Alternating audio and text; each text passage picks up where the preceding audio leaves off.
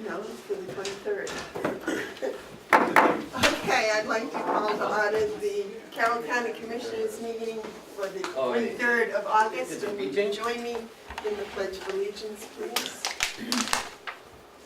I pledge allegiance to the flag of the United States of America and to the republic for which it stands, one nation, under God, indivisible, with liberty and justice for all. Kathleen, can I just get by? Thank you.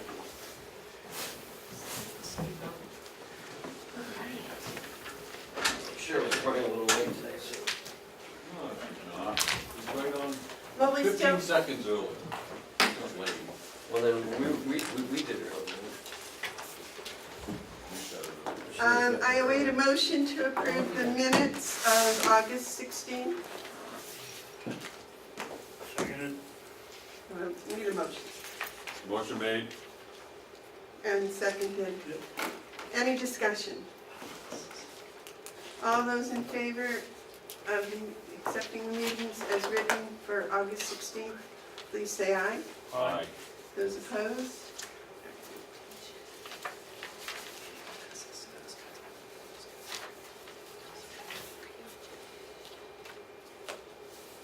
This is for the minutes. Yeah. It'll be on this.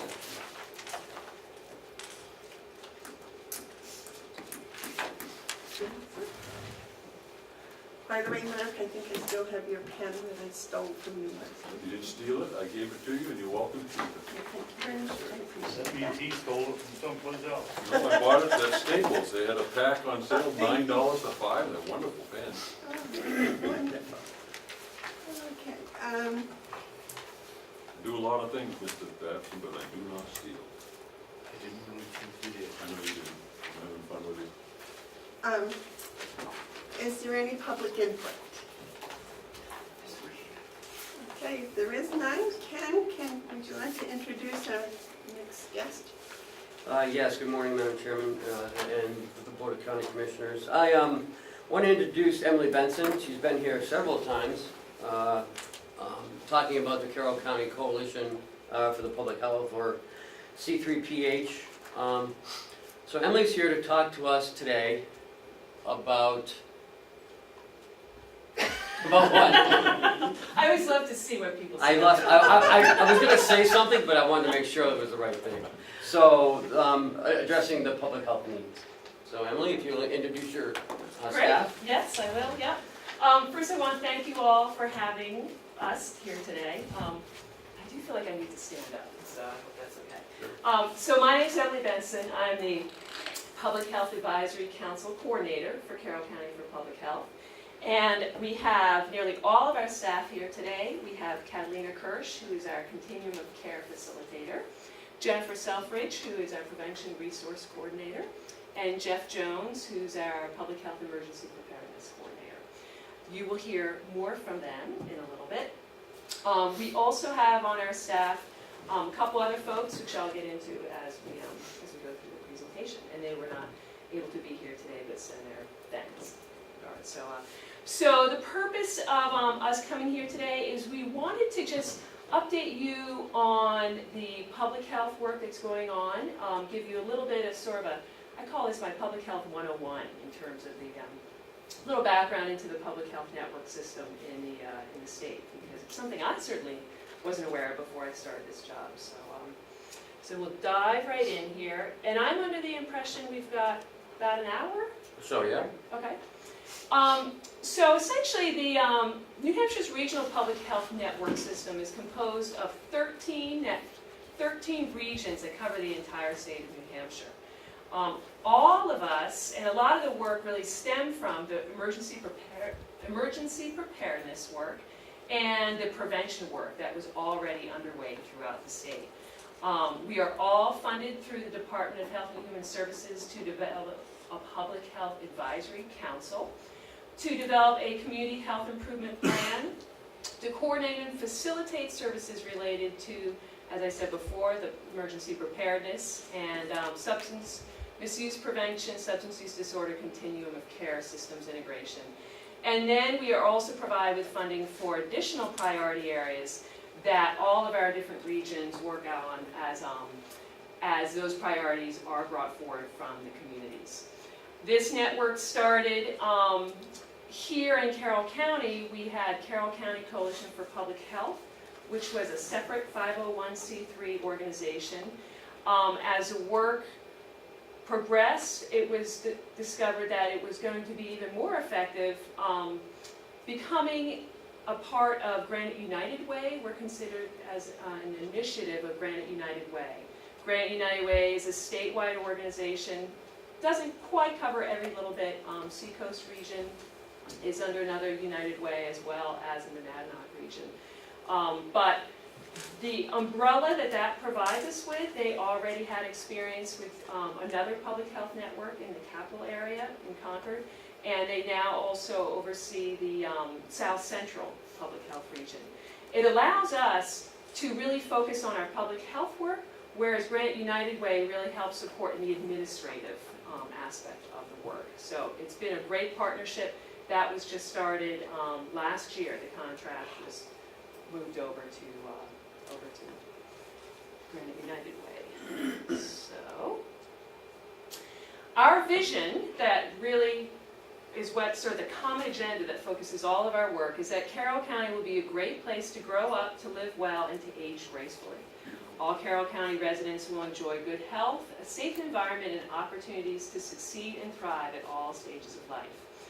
There's a listing of all of our staff. You'll see the ones that were not able to make it here today.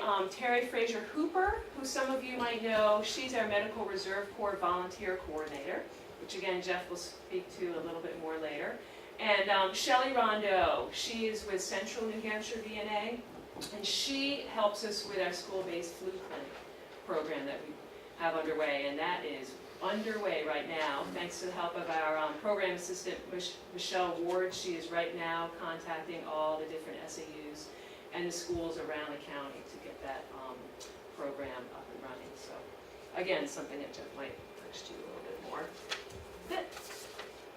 So one of the ways, the way that we basically do our work is through this model of collective impact. And I could give a whole nother hour presentation about collective impact. But essentially it's a long-term community approach requiring the commitment of a diverse group of its stakeholders representing all sectors to focus on a common agenda for solving a complex social issue. And I think one of the key pieces of this is that it's a recognition that no single organization necessarily caused the problem, but that no single organization can cure it. So by working together across all sectors, we can hopefully bring about change. Some of the characteristics of collective impact, and again, this has been studied by different social scientists, economists. When they look at successful campaigns within different communities to address issues, there seems to be a real focus on an agreed upon common agenda. When I put forward that vision, that just a couple slides back, that was a vision that we did not create. This is what we want. That was a lot of community input, engagement, reaching out to craft that. One of the other important pieces is developing a shared measurement system. So as we all know, what so much guides our work is the data behind a lot of the work that's being done. What are the trends that we're seeing across these different issues? And something that we can come to agreement on with common indicators that we're all going to follow is really helps to make sure that are the next bullet point, the mutually reinforcing activities, are the strategies that our different organizations are using making the change that we want to see as we try to achieve those goals with a common agenda. The other very important piece of this is the continuous communication. And that's often a challenge just within our own staff and within our own organizations, but also with the general public, with those stakeholders who are not necessarily engaged in whatever the issue is. If we have, the aging community, they're focused on all of those different concerns, well, young families also need to be aware of those concerns as well, and vice versa. Then behind all of this is creating the backbone organization to hold the participants together and to ensure that the efforts are moving in the same direction. And that is the role that C3PH holds in trying to coordinate all of these different public health efforts together. So I sort of feel like I'm always juggling balls and I'm kind of always moving because I never know what might come up next. So,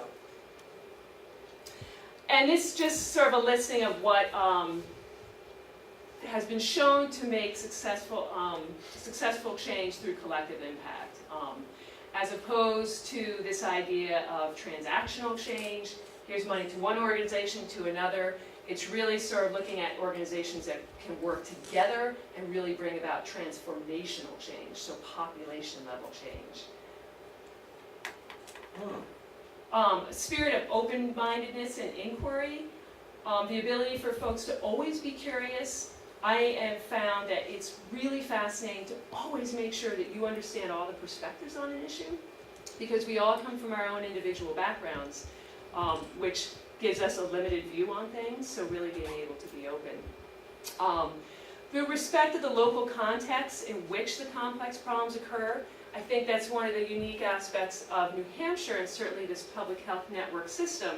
The state realized, you know, there is definitely statewide issues, public health, emergency preparedness, substance use disorders, but then there are things that are unique to our particular regions, and to allow the different regions to identify those priorities on which to act on. The influential champions, I look to you all as just an example of influential champions, those who have the ability to address changes in policy, folks that are respected leaders in the community. So I'm always sort of looking to who are those champions of different causes and how to help them be a part of our work. And then just the flexibility and adaptation, sharing resources. It's one of these scenarios that the more we can break out of our silos and work together to try to save time and save money, we can really try to bring about that change. So in that spirit, we, as again, mandated by the state, all of the public health networks have a public health advisory council. And so as I took over this position just a little over a year ago, I just was already involved in efforts, and I immediately started looking, what did we already have? Where were people coming together already? In the absolute goal of not creating more meetings and certainly additional travel time for all of us. And one thing that had already been going on was the Carroll County Roundtable, based on efforts that actually predated that. Catalina was involved in earlier efforts in bringing folks together. So our Public Health Advisory Council, the general membership is the Carroll County Roundtable. That's a quarterly meeting. Our next meeting is September 12th. And a come one, come all. Anybody within organizations, any community members can come to that meeting. What helps sort of look at what are those different challenges that are brought up at that meeting from really those frontline folks are the Public Health Advisory Council members of the executive committee or the leadership team. I just realized we need to change that to executive committee. That is a 15-member committee, and those tends to be made up of real executive level folks from different organizations. I always make sure, you know, Tri-County CAP is represented. We have all the different community sectors that we are required to have on that. So not only Tri-County CAP, Northern Human Services, but also school representative. We have representatives from local government, from law enforcement. Some of those wear dual hats when you start looking at business involvement. So that executive team meets quarterly as well. We are very closely networked with them as the staff, those of us sitting here, and then having the work groups that are addressing the community health improvement priorities that were brought forward by the public. At the very bottom, we have then everyone else that we seek out. They might not attend those meetings, but any subject matter experts, those key stakeholders, and just concerned citizens that are identified along the way. Off to the left, you'll see the Board of Directors of Granite United Way. Again, there is that reporting back. We have Shannon Breesaw and Mary Reed are heading up the public health work across Granite United Way. So it really is a great partnership to have, to be able to bounce off ideas with the other public health networks that Granite oversees. And I just want to stop here to say, do you all have any questions? Please bring up any questions along the way, because I'll just keep going and going.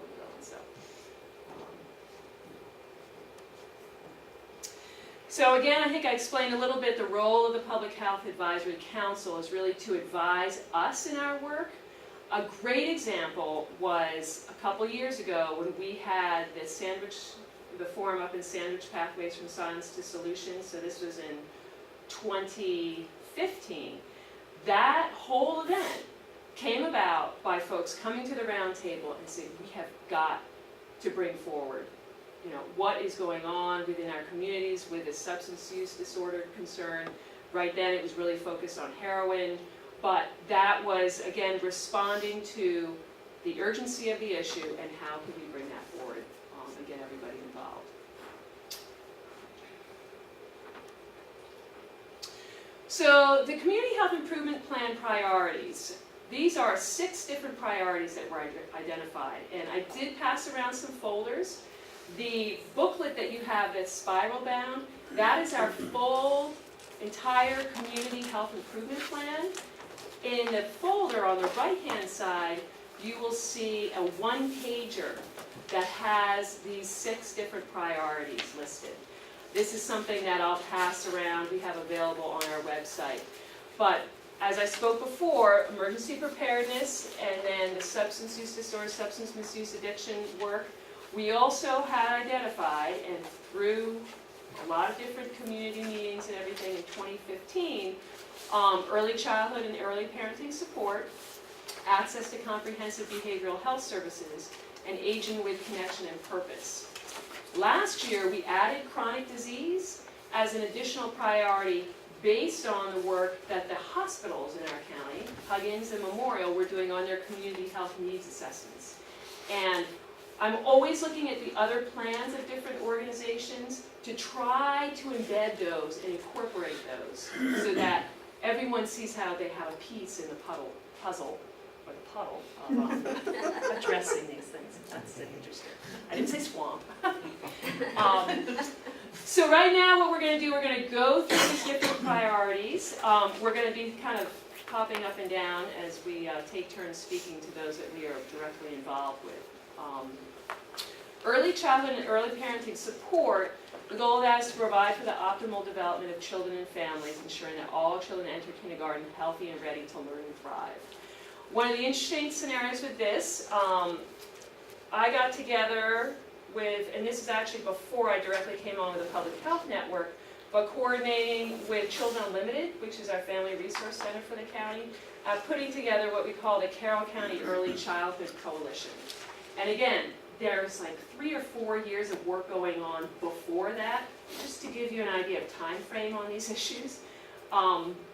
That merging, I think we had 3 different groups that we merged to really focus on looking at the needs of our children and families, some of the challenges. Some key pieces is looking at increasing developmental screenings as well as home visiting programs. At the same time, a little bit earlier, Spark New Hampshire, the statewide Early Childhood Advisory Council, which was established under Governor Lynch, that was developing, and they are sort of the ultimate backbone to now the state map that you see there. I think we have about 11 different coalitions now throughout the state. And what I find is very interesting is how they sort of align with the public health networks. And certainly as the substance use issue continues to churn along, the role that early childhood, and Jennifer and I talk about this a lot, can play as a means of prevention, so sort of changing some of that conversation. I have a brochure in your folder about that, Spark New Hampshire, but then there's also a card about Room, which is a program we've helped implement across the state New Hampshire is, I think, one of 11 states across the nation. Vroom is essentially an app that you can download on your phone to help parents develop and gain ideas for activities to do with their children. It's not giving them a phone, because that's a whole nother issue, but realizing the power of mobile devices in helping folks gain some ideas wherever they are in their day to engage with their children. So again, that's another hour presentation. But I just want to interject something right here, that there's, in SAU 9, there's been some pretty exciting developments in early childhood education. Of the 8 districts in SAU 9, 3 of them operate schools. All 3 of those districts, Jackson, Bartlett, and Conway, are really looking at doing more for pre-kindergarten, early childhood. And what's exciting to me, because when you hear all of this, is people they go to cost, but the way this is being developed by Pam Stimson and others is going to be cost neutral if we pay attention to what's going on. So your work is already starting to move in SAU 9. And that's a really good example, Commissioner, about exactly, there's work going on with, and so when we think about our local efforts and concerns, even within Carroll County, then bringing it down to the even more local level. And Pam, Gail Yalanesian, they all participate on this early childhood coalition. So even within these work groups, we have these sort of subcommittees of work. We don't call them subcommittees, but there's already, I'm always trying to make sure, let's keep in contact. We have updates. This work group meets every month, except for the summer, and we're always making sure that we keep tabs. So how can we help you? How can we provide additional resources, and vice versa? The result of your work was, a week ago, the Conway School Board voted to go forward with the development of a plan for us to consider. So it's very those things don't start without having some traction. right. What you have done is provided tractions for the wheels for us. I don't know what direction, I mean, where we'll end up, but the Yeah. direction is pointed well. That's it. I sort of always think about the cog in the cog railway. There's only maybe one direction. They don't veer off too much going up the mountain, but that's it. So anyways, I'll introduce Catalina to speak about the next. Good morning, Commissioners. I'm happy to come this morning and introduce myself in a new role in which I look forward to serving citizens of Carroll County. My job is called Continuum of Care Coordinator. I'm going to talk a little bit about what that means and how I'll be working to face the issue of substance use disorder in Carroll County. So, at the Carroll County Coalition for Public Health, we're committed to help citizens prevent and face and recover from substance use disorder. Our vision is that the people of Carroll County will understand and treat addiction as a chronic illness of the mind, the body, and the spirit. That our citizens will be free from the stigma that's associated with addiction, and that our community will actively support access to the 4 sectors of the continuum, which is prevention, intervention, treatment, and recovery. This is what we call the continuum of care for substance use disorder. We know that individuals in our county are at risk. Certainly our community as a whole is at risk and is facing this issue every day. But we believe from a public health perspective that there's opportunity to help individuals and our community to become more resilient. There's opportunity to support more recovery in our community, and we can do this in several ways. We can help support individual healthy choices. Excuse me. We can do it by everything that we do that helps people have opportunity to succeed in personal, academic, and career goals goes to this end. We can do this by creating and building policies that promote health and recovery. And this is an area where individuals as yourself can have an influential role. We can do this by helping people, whether it's in a household, a healthcare setting, a workplace, a school, a college campus, a neighborhood, or a community, by all working together. Ours is a whole person, whole community approach, which means bringing all the sectors of the community together, which are represented by the icons around the circle. You know, the first responders, law enforcement, education, healthcare and medical services, the business community, local government, and the diverse array of community helping organizations that are out there all play an important part in the whole thing. So what our aim essentially is threefold. One is we'd like to increase the awareness of what services are out there to help people, and we'd like to increase the ability for individuals to access those services. The second thing we'd like to do in this work is to improve communication and collaboration among the service providers, so that the counselors know what the doctors are doing, know what the educators are doing, know what the law enforcement's doing, know what local government is doing, and etc. Speaking to that collective impact that Emily introduced. The aim is to help service providers adopt strategies, create supports that are person-centered, and build on the strengths of individuals, of families, and communities. Start where we're strong and build from there. Because we know that everyone can be affected, anyone. Anyone can get help, anyone can recover, and all of us play a part in helping. We believe that when a community recognizes substance use disorder as a preventable and treatable chronic health condition, needing long-term management and support services, the community can begin to work together to help strengthen prevention, intervention, treatment, and recovery for everyone. And so then the benefits to our community is increased health, increased wellness, and increased quality of life. Not just for an individual, but for every family in that individual's life and for our community as a whole. And so my role is then going to be creating a work group that brings together representatives from all those sectors of the community that I had mentioned: education, law enforcement, human services, counseling, treatment, etc. To say, what do we have today? What is our list of helpful services that we have available today if someone were to approach us with a concern? What's working? What's missing? And how can we help each other to bridge those gaps?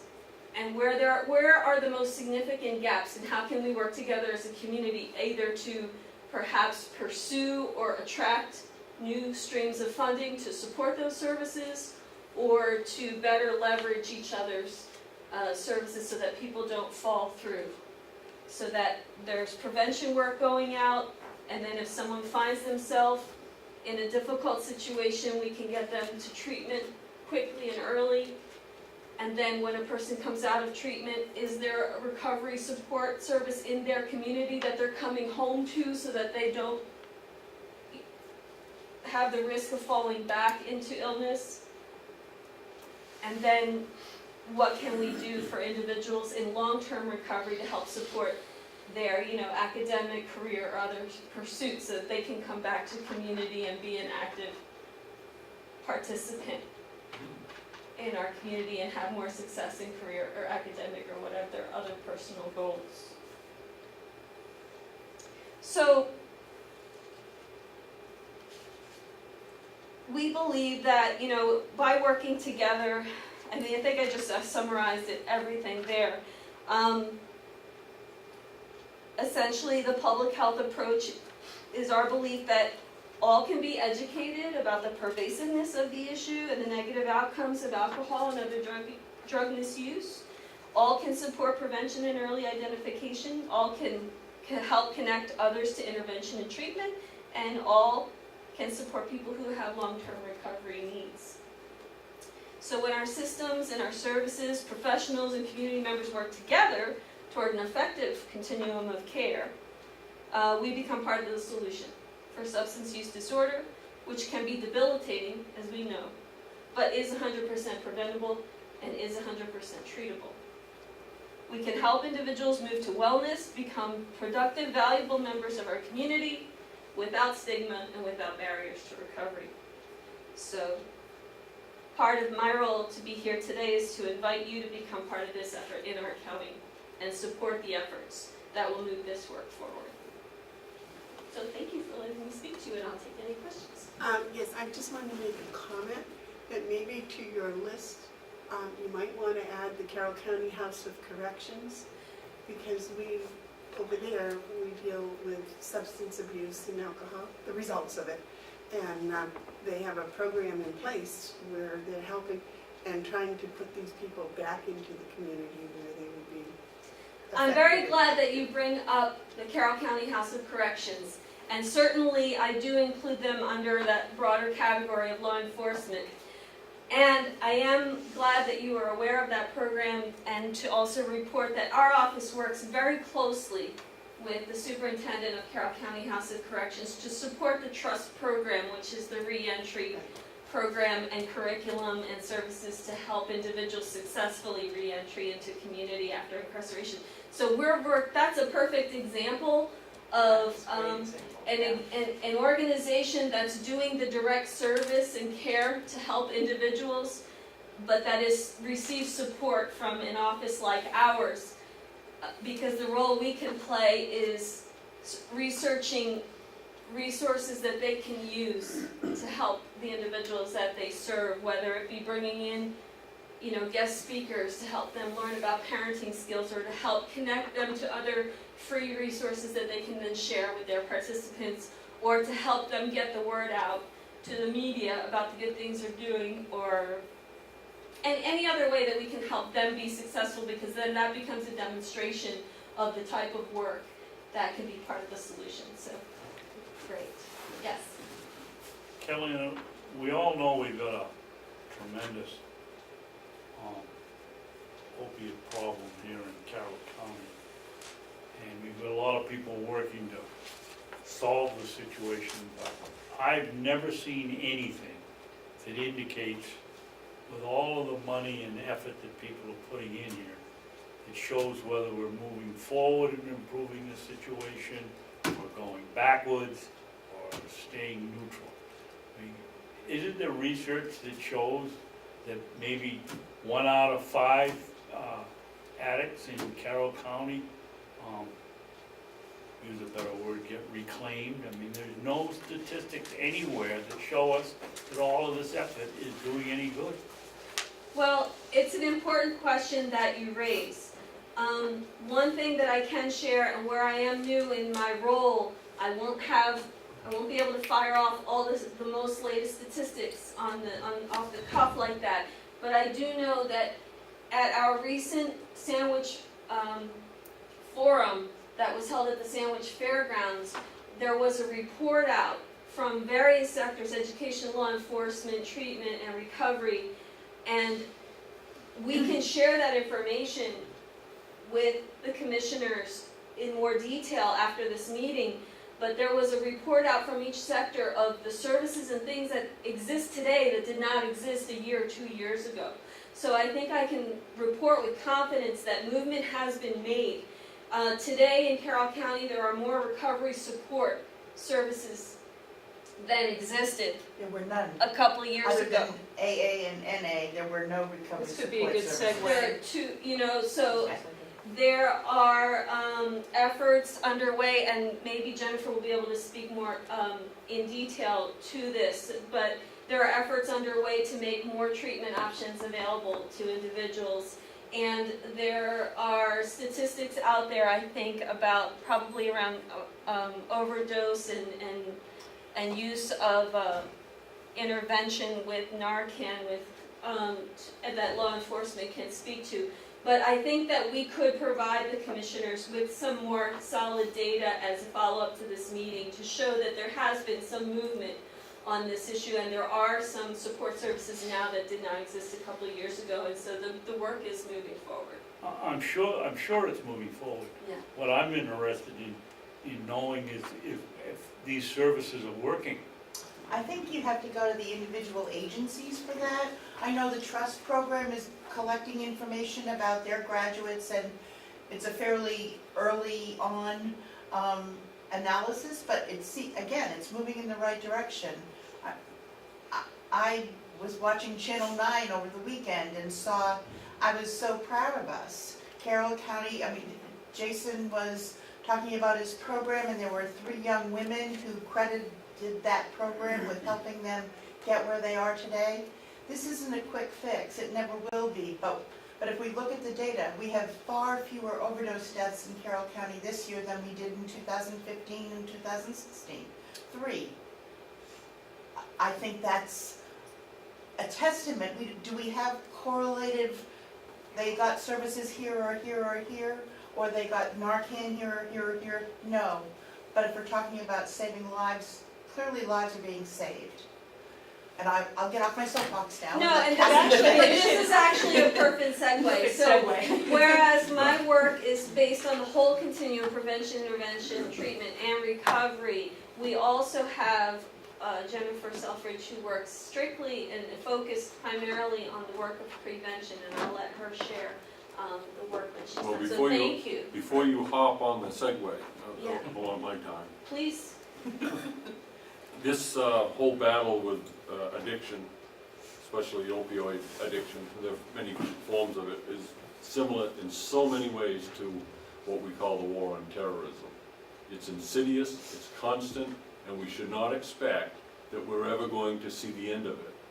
If you look throughout human history, there have always been terrorists. We're seeing a spike, for whatever reasons, in our awareness of addiction. It would be kind of foolhardy for us to think that we haven't had addiction until we became aware of the severity of what we're experiencing now as a society. So the reality of it, and it's, you've got to pick up on these things. Like you said, Jennifer, about the wonderful report that we had on Channel 9 about what's taken place in our county jail. And previously in the same week, Commissioner Babson was featured with an individual who was expressing the same type of hope. And that's the only way that you can address the addiction problem, is you've got to replace it with hope.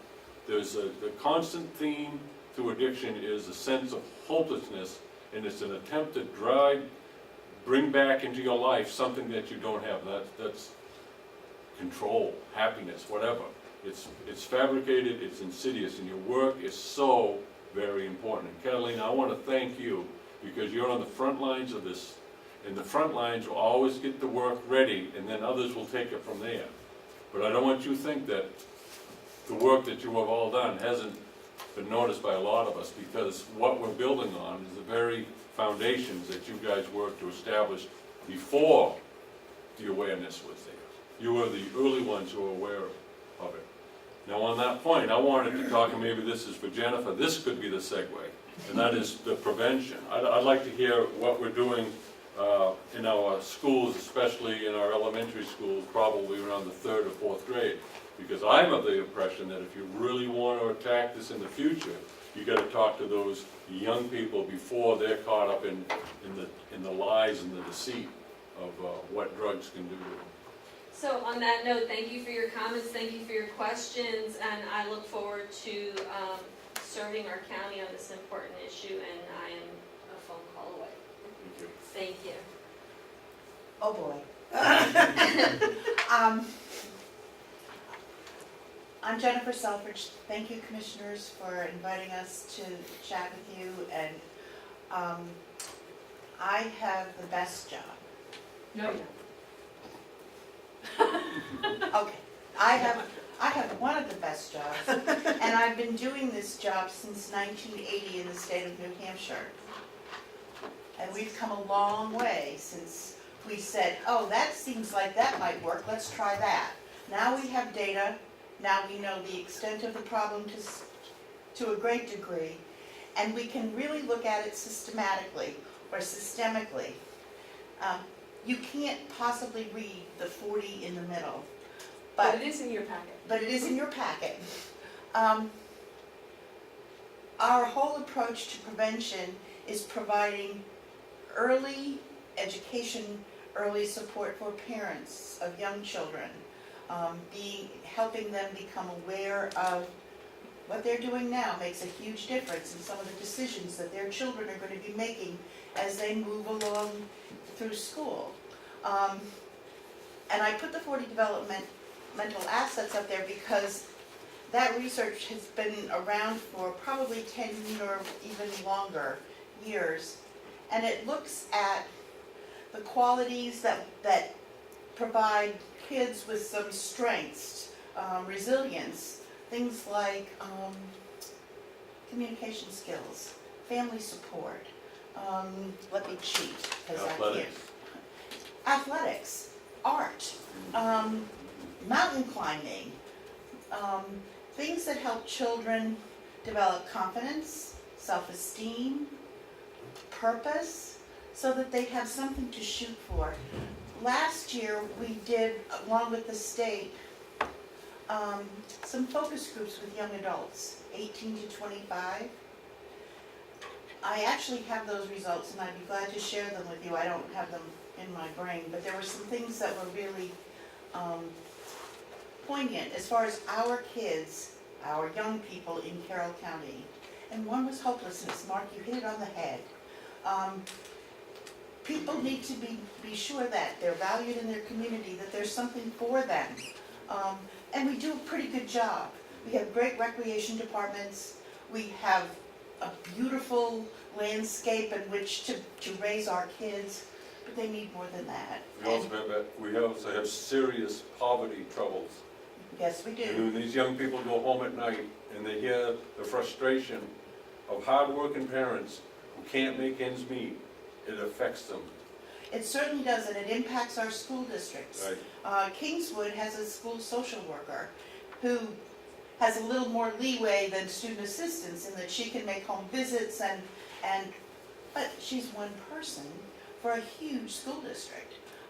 We need more of those resources within the capacity of our school districts so that they can,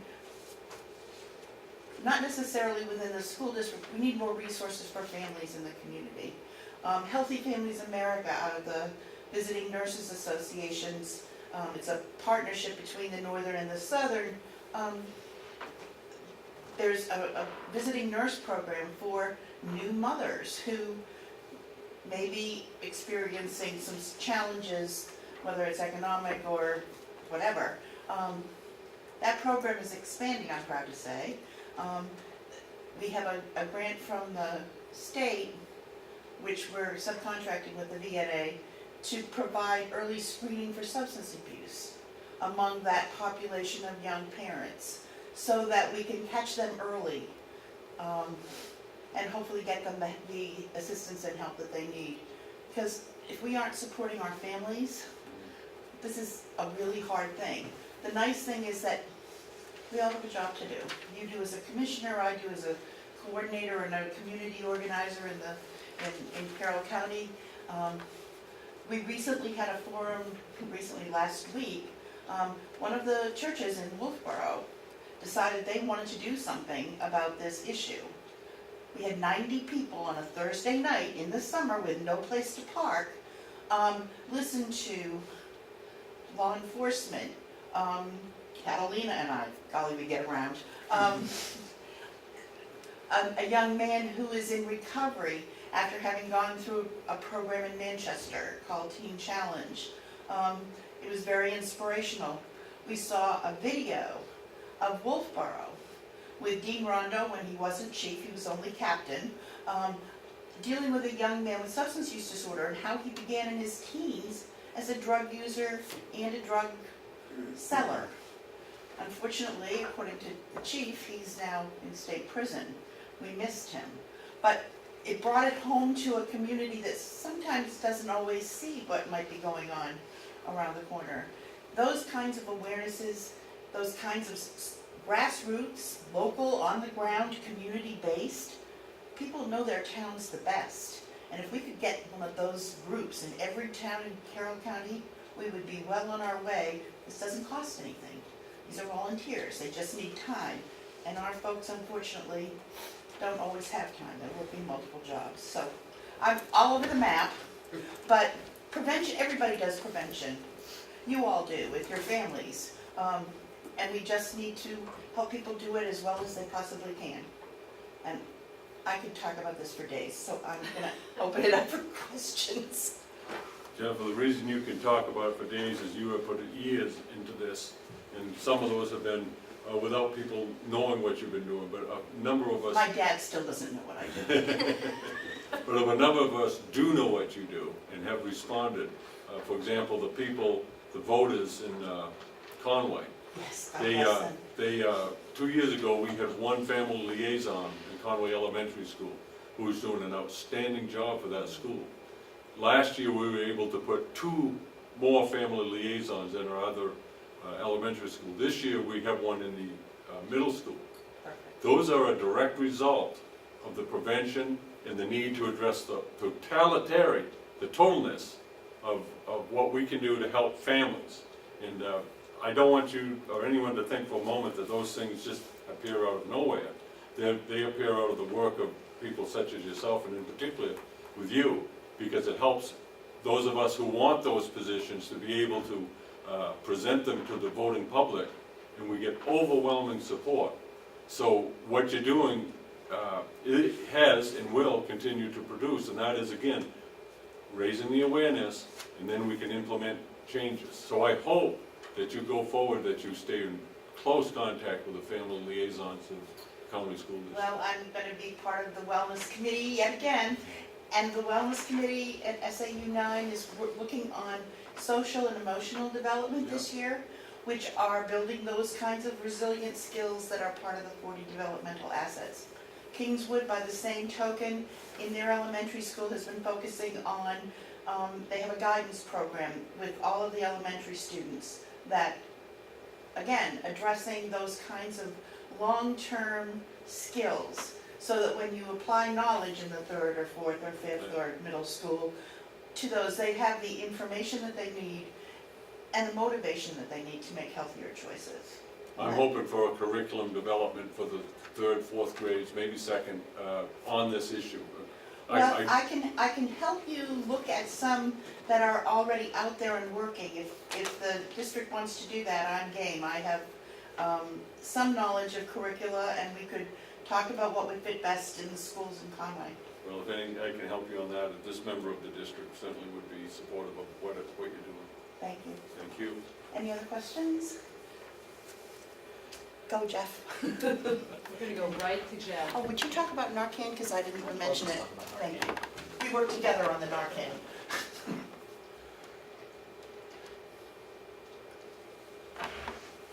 Good morning, Commissioners. My name is Jeff Jones, and I am the Public Health Emergency Preparedness and Response Coordinator for Carroll County. It's the longest title in our office, and so I usually just call it the FEP Coordinator. We do a lot of stuff. As far as the CHIP goes, our particular focus is on emergency preparedness across a lifespan. Carroll County has one of the oldest populations in New Hampshire, so we have a broad cross-section from the elementary schools to the seniors of volunteers and people working with the community, and we get a lot of opportunities to kind of bring those different age groups together. Part of my responsibility is I'm the director of the Citizen Corps, which incorporates the Medical Reserve Corps and the Community Emergency Response Team, or CERT. We act as volunteers for points of dispensing in the case of a bioterrorism or influenza outbreak. We work with the different towns' emergency management directors, police chiefs, fire chiefs, to aid them in events that might be beyond their capability. And we work with Homeland Security Emergency Management to ensure that our Regional Preparedness Emergency Annex, which is part of the ESF 6 and 8 for emergencies, if there's a public health emergency, they have that book available with all the stuff that we can provide for them, so that if there is something beyond the capability of any individual town, we can bring other resources available to them, tie the other towns together, make alternate care sites for hospitals available to them, make regional sheltering available to them, and bring whatever facilities we can bring to bear on a town that may not have the capabilities or resources to handle it on their own. we talk a little bit about the different ways that we can help Carroll County citizens help themselves. We go in and we have presentations on personal preparedness, having a go bag for your house, having yourself prepared to deal with lack of power or lack of water or cold for 48, 72 hours. We do the same thing for businesses around the county. Business preparedness for continuity of operations, basic preparedness for themselves, how to handle their situations in an emergency. We do it for schools. We do it as part of the FEMA STEP program. We do it for seniors. We have different priorities, ability for them. We do functional needs preparedness training for people who need that. We tell people how to best prepare to not only take care of themselves, but take care of their pets. We're working to help towns get their shelters set up for dealing with functional needs and for pets, because a lot of times that's not really in their plan. You know, it's okay for their citizens to show up, but if their citizens show up with their miniature pony, that might be a different story. So we help them prepare for that, and we help them realize that there are a lot of resources out there to help them when they need it. So I spent a lot of time going around the county and talking to the emergency management directors, police and fire, and finding ways to make them aware of the things that they may not realize that they have available to them. We also do a lot of work with the state dealing with the Narcan naloxone educations throughout the county. We've done almost 20 now educations over the last year with more than 120 doses of Narcan given out after the educations. We've had some very successful engagements in almost every community now, I think, in the county. I think we're maybe missing 2 or 3, but for the most part, we've been out there in every community, making it available, making the education available, talking to people. Yes, sir. You said 120 are you talking about issuing Narcan packages Yes. afterwards, or actually using it? That's issuing. We've put 120 Kits. kits, yeah, there we go, kits, the word I was Kits of looking 2 for. doses. 2 doses out into the community after they've received their education. I don't have any statistics on usage, You but haven't used 120? no. But they're out there. And I have heard anecdotally from a couple of our emergency or paramedics that they have been called, which is the first thing we ask them to do, but that Narcan has been administered already when they get there. So it's working. It's not the answer, but it is keeping people alive so that we can help motivate them to get the help that they need. Yes. Are you, Selfridge, are you keeping track of usage and when you go back and use to the same person 2 weeks later? I don't administer Narcan, I'm not a clinician. Is somebody keeping track of that information? I mean, how are we finding out whether all of these things work? Well, I don't keep track because once we give those kits out to family members, what they do, we don't even take names of people who've received them so that people will feel comfortable coming forward. So, no, we don't collect that data. But between that and some of the other initiatives in the county, our death rate is significantly less, 22 to 3. That's not bad, That's not good. perfect.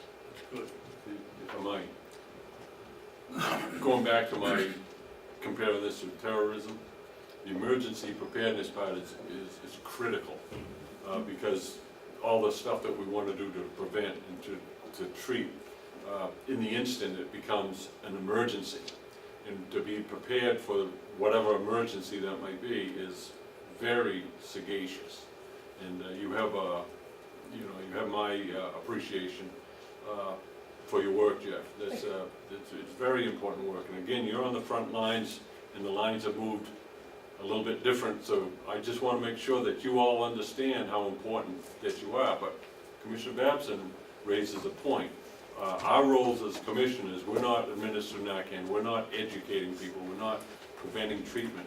What we can do is, if you give us the information that he needs, the data, we can become more empowered to clear whatever obstacles might be in our way, so that you can become even more effective. So these statistics, you know, the use of Narcan, you know, your 22 to 3 reduction, that's important Well, I information. don't think Narcan is the only. No, I reason, understand, but I'm that's saying certainly- these are the type of things that, you know, We need, We if can certainly if you reach give, out to them. it's like giving us ammunition. You know, we're No, looking I to you, appreciate- we're looking to you for the ammunition so we can do our job. I think for a lot of things, we're still in the process Yep. stage, because we haven't had a lot of services and they're just getting up and running. But I do know that White Horse is making a huge difference in the community. They're keeping track, they're reporting to the state, they will have their own data. Just like the school district has data. You have your youth risk behavior survey data that says, here's where we were in 2015, let's see where we are in 2017, that's coming up. But it's a clearinghouse of the data. So That's we don't so- have time to scramble looking for it. We No, need you but- to tell us. That's us. Right, so with all due respect, I'm looking at 5 minutes. Do we have more than 5 minutes, or, I don't know? No. Yeah. So, thank you, Jeff. Commissioner Green? Yes, a subject that hasn't been brought up and that I've been personally involved in the past couple of years is grandparents raising their grandchildren because the parents are not capable. Or the state has walked in and said, no, the parents are not capable, and putting them into foster care, which I understand now is well overworked, that there are no real foster care facilities unless it's an emergency. That It's, is a great segue for me, actually. okay, Shall I address go that? for it. Because I'm gonna really move pretty fast on this. But another one of our community health improvement priorities is aging with connection and purpose. And that work, one of those issues is exactly what you just spoke to. And there are some grandparenting workshops right now. We always said parenting workshops. Parents are often the grandparents these days.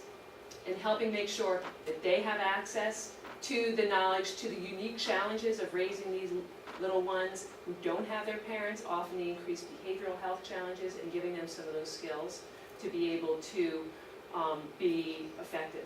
Wolfboro Children's Center has a grandparenting support group on right now, and working with Gibson Senior Center and connecting them with ServiceLink, which again, statewide organization in providing some of those services to help out, because it is a huge issue, and it's fascinating to look at what's going on. And also the state is looking at making some of the benefits that are available to foster parents available to grandparents. And that was a gap that no one realized until the situation hit. So we're working on it. Yeah, and that's exactly it, to equate that. So with the aging and connection and purpose, we have a work group that meets quarterly.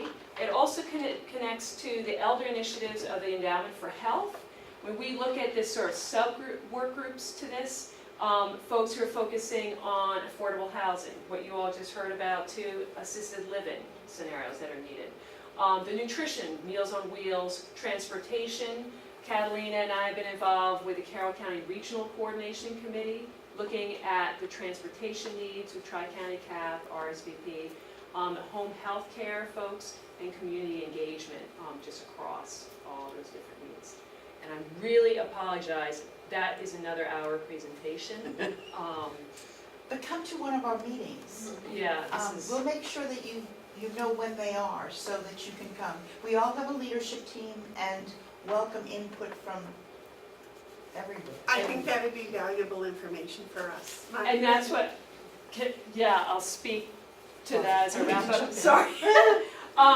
Just the last priority, chronic disease, reduce the disease incidence in terms of chronic health conditions. One of the things that came through with our community health needs assessments from the hospitals is looking at the high rate, especially folks over 65 who are dealing with multiple chronic diseases and the impact that has. We all know about the healthcare issues. I think one of the things we're really trying to educate folks is all the work that you all have done from the TRUST program to supporting, you know, this advocating for an assisted living complex, to affordable housing, transportation. Those are the social determinants of health. When we're working with the hospitals, clinical care is very important, but when you're looking at somebody's overall health outcomes, clinical care is 20% of that puzzle. So that is, and again, the data that drives this, are we making a difference with all of these programs? Just what Commissioner Babson, great, you guys have all these programs, but now we are establishing benchmarks with the shared indicators to see, are we making a difference? And if not, we need to reevaluate what we're doing.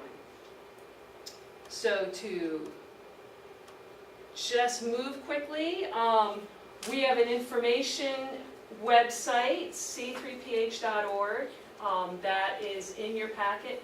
All of these priorities and the different programs are listed, multiple links. We have a resource center up there with data. However, from this conversation, I was scribbling down all the data I'm going to send you all. And as we are this year really focused on developing work plans and evaluation plans for these different priorities, we can really track, if we lose healthcare coverage, what are the ramifications of that? And it's going to be very interesting to see how those different programming, funding shortfalls, just as we're starting to see some change, we're just desperately trying to keep that funding available. And an example of that funding, we are right now in a what's called 1115 Medicaid waiver program, the delivery system reform incentive project. $150 million has come to the state of New Hampshire to try to better integrate primary care and behavioral health. How much money? $150 million. That's a lot. However, you start dividing that up, it's amazing how it sort of shrinks down. Again, without getting into great details, I've provided information in your packets. We have been, you'll see Carroll County, we are together with Coos County in what's known as IDN, Integrated Delivery Network Region 7. North Country Health Consortium is our administrative lead. I will provide you with a direct link to the website. This just shows the organizational chart on how we're addressing this work, looking at increasing behavioral health substance use disorder workforce, improving the health information technology, as well as 3 community projects that again are listed on that. Kathleen is very involved in that, in integrating her work, the continuum of care work, with this IDN work to hopefully, again, not create additional work, that all of us working together will actually help make our work more effective. So, I would like to thank you very much again for your time. Just reiterating again, we do have a lot of information. Please do not hesitate to contact us. You have my card. Colleagues will share their cards and contact. We do have a lot of information that we can share, I think specifically directly to you, Commissioner Babson, that results from the Carroll County specific young adult survey would be really fascinating. Some of the numbers that we're getting from law enforcement on and EMS about the administration of Narcan, repeat offenders, that can be hard. One of the biggest challenges we do have to understand, there's usually a lag in the data, because all of this is, we're getting like 2014, some 2015, depending on what the data is. But to be cognizant of overall trends, this is what I try to reiterate to folks, that as we sort of look and time needs to pass, is there, we put all the programs in place, how will those, how will that manifest itself later? So I think that's about it. Ooh, done. Sorry, I do a lot of speed race timing, so I'm very cognizant about time. But thank you for all the support. Trust program, the county farm, that's very important, local foods, all of these things tie in, so we want to be a resource. Thank you. Mark, do you have a statement? Yeah, I do. First of all, your hour began at 8:35 and it is not 9:35. So in any case, I don't care about the clock. I have something I want to say. Okay. I've had big clock issues since I began. Well, you did an outstanding job. Great great presentation. It's very informative. You put a lot in an hour. You do a lot more than what an hour can tell. But I want to commend the Carroll County Coalition for Public Health for the leadership that you bring. It is bearing fruit and it will bear fruit. But I want to speak a moment about assisted living in Carroll County. Yes. For elders. This board has endorsed spending $10,000 to go forward with a feasibility study, and we have formally made our request to the delegation. Appropriately, they have sent it to a committee, because that's what delegations do, and we can understand and appreciate that process. But during the presentation the other day, there was one member of the delegation who made what I would say a startling comment. And it speaks to our need, your need, to continue perhaps maybe on this issue of assisted living. I know you're familiar with the backstories and all the information, but we have in this county people, and one elected official made a startling comment that it wasn't a place of government to take care of the assisted living needs of our senior citizens. And I don't even know how to respond to that, because for me that takes away like what I've done for 40 years. I thought government was about taking care of children and elders first. I thought those were the priorities. You know, I don't think you have much of a society if you don't address the needs of your children and your elders. And on the point of substance abuse, we hear a lot about how it's affecting young people and young adults, and how it impacts the health of the community and the wealth of the community and the attention of the community. But the one thing that I hear absent in the conversation, and it maybe is taking place, is substance abuse amongst elders. That hasn't been talked about, and I think you got a serious thing going on, and I bet you, I won't bet, but I think you'll find that a lot of untimely deaths of senior citizens are a direct result of over-medication or some other type of substance problem. And are we doing anything there yet? The data does suggest that elders are at risk for opiate overdose, and we are looking at it, but it doesn't get the priority because they're not leaving their paraphernalia at the dollar store. In that from the words of elected officials who say that the well-being of our elders are not government's responsibility, makes me wonder if it's a shared responsibilities for substance abuse amongst elders, or do we have people in the community who think that it's time to just say after a certain age you're a throwaway member of our society? No, I know you don't, but I'm talking about the words that are out there by some people who have indicated that this is not important because of the age of the individual. And if we're going to take care of the public health of a child, then we take care of the public health from the child to the adult. That's the goal. We don't pass it out and say you're no longer eligible because you're going to die anyway. Well, certainly our office moves forward priorities for all citizens across the age span.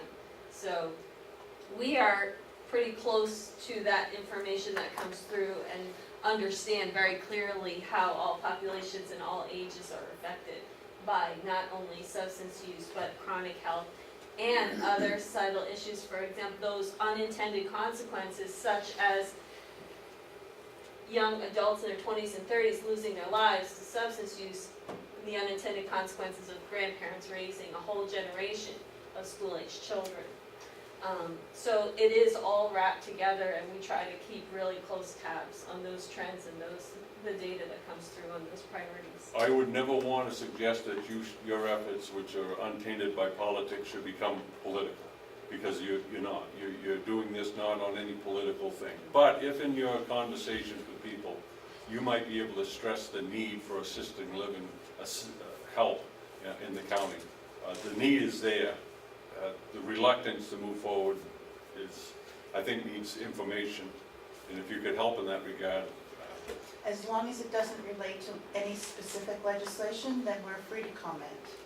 Just on the need. Just on the need. And actually, part of the New Hampshire Charitable Trust's contribution to prevention in New Hampshire is to pay a portion of my salary, so I am actually permitted under their funding, as long as I'm being paid by them, to comment on specific legislation. So we have a little, I don't want to get into the politics of it because the need should speak for itself, but if I have to, I will. Unfortunately, though, your funding comes from political sources. Yes, it does. Though I have to say that the Bureau of Drug and Alcohol Services, who have been funding this for years and years and years, are pretty good. I mean, they certainly do enforce the, you don't go testify with our money, but they've worked in partnership with, this public-private partnership in New Hampshire is unique, that they've been able to blend funding to get more done than either one would be able to do themselves. So that's collective impact. Very nice. Oh, I knew that was going to start something. I'll be done. This is my closing statement. Never mind, I'll do it outside this meeting. No, go ahead, it's important. It is important because their work is important, and what you do is you speak truth, but you do it in a loving manner. And that's, no, you do, it's truth. Everything you presented today is true, but and I've noticed this with the correction facilities, Commissioner Babson as well, and with law enforcement. There seems to be an emergent tenderness and understanding from law enforcement that these aren't just crimes. They are crimes. There's, you break the law, it's called a crime. But there's more to it. And I've seen in the last couple of years an awareness awakening in them too. And see, that is all trickle from your presentations. You don't throw any condemnation. You don't throw words that create war. You're addressing the need, and you're doing it very professionally and very kindly. And I think truth with love is what's going to lead us. So thank you for that. Thank you very much. Thank you very much for coming down today and Thanks. informing us of what's going on in the community. Great, thank you very much.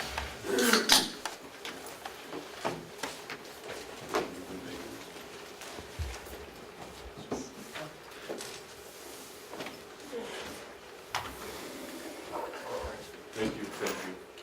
Thank you. Thank you. You didn't see it, Mike? I have some. I'll find it. I was going to say, the phone number is the same. I don't have cards with me, but please call the office and I'm there at same time. We'll find you. I know you're welcome. Thank you. Thank you. Some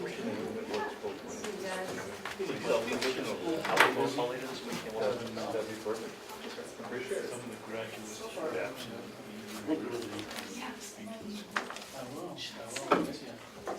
Babson really Yeah, yeah. I'm lost. I was supposed to do something, I forgot. 2 or 3 drug users. Oh, yeah. I will do that. You put a note in there.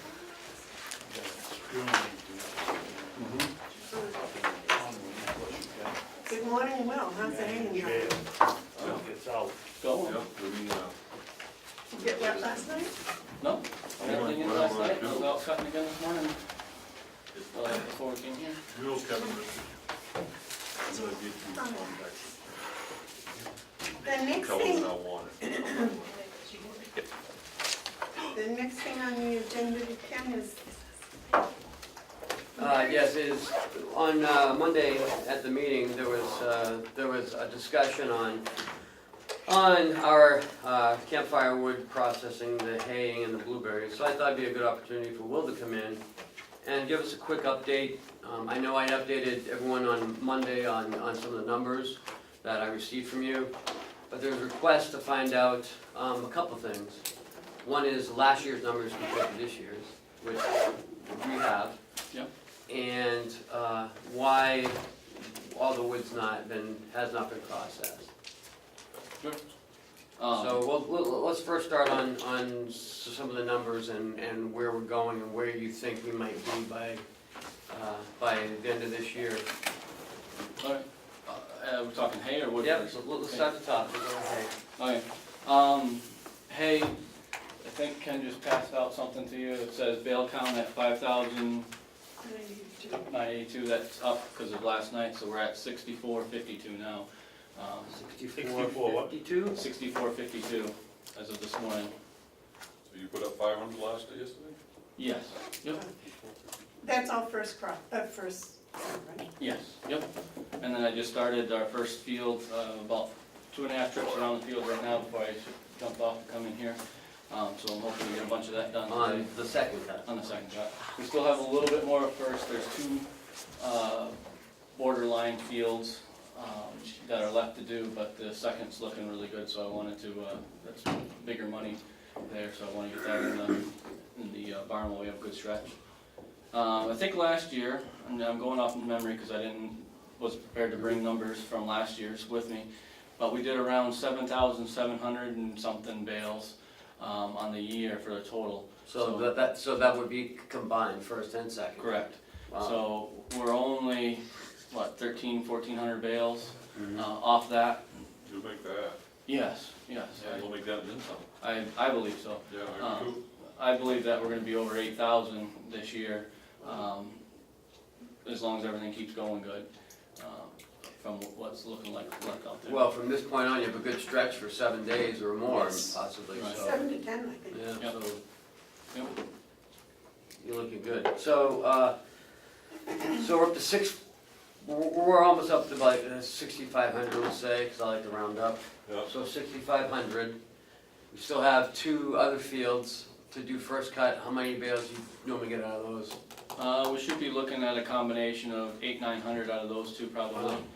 I'm guessing pretty So close. that's 75, and then second cut on this field Yeah, I and the got other jail field. 500, another 600 maybe. So we're looking at another, say, 1,000. I like to round down and look. Rounding up is optimism, rounding down is pessimism. Well, Sir? I like It's to a be- lot you I like it's to a be sign. I'm not optimistic. saying you're a pessimist, it's a sign of pessimism. 75. So you I like to you predict could be lower right, and then Will. you're impressed when I'm Yeah, I high. get it, I get it. So, I mean, you could be right. We could be over around 8,300 bales. Yeah, somewhere's in there, and I think. I mean, it all depends on what comes out of these fields. Right, yeah, that's good. Good. So, Okay. Yep. So we have it in the barn. We have the room in the barn. Well, I noticed that hay's been going out, but not as fast as it normally does. correct. And the room in the barn is getting very, very minimal as of that last night when we put some in. But I got a customer coming tomorrow and a couple customers coming tomorrow. Hopefully, they'll take a few hundred out. I just don't. I guess the root of what I would like to say with some of this is just that is my staffing. I mean, I've got 2 operators, myself being one of them and one other person. My part-time person watches the inmate crew for the most part and keeps busy just doing that. So for And these, only can work 30 hours a week. right, usually 28 a week. So that, for example, today's a good example. Right now, I would be out cutting hay. My other operator's processing, running the processor, so they got enough wood to keep bagging. But we've got a load of wood that needs to go out this afternoon, so they gotta stop processing to go deliver the wood because I'm still out cutting hay. We just don't have enough bodies to do everything, and that's what boils down to a lot of some of these concerns that have popped up, in my opinion. What concerns? I don't know of any concern. Well, I'm glad to hear that, thank you. As far as, The delegation had expressed. no, I heard a couple people on the delegation, that's not the delegation. You know, so what are the specific concerns of the delegation? There was none, there was some members of the delegation who asked questions, which you've answered. So I don't think there's any real concern, unless I missed something. Well, Actually, in regards to the wood revenue, Yeah. I can tell you that I changed my mind on it. I think it's a good operation.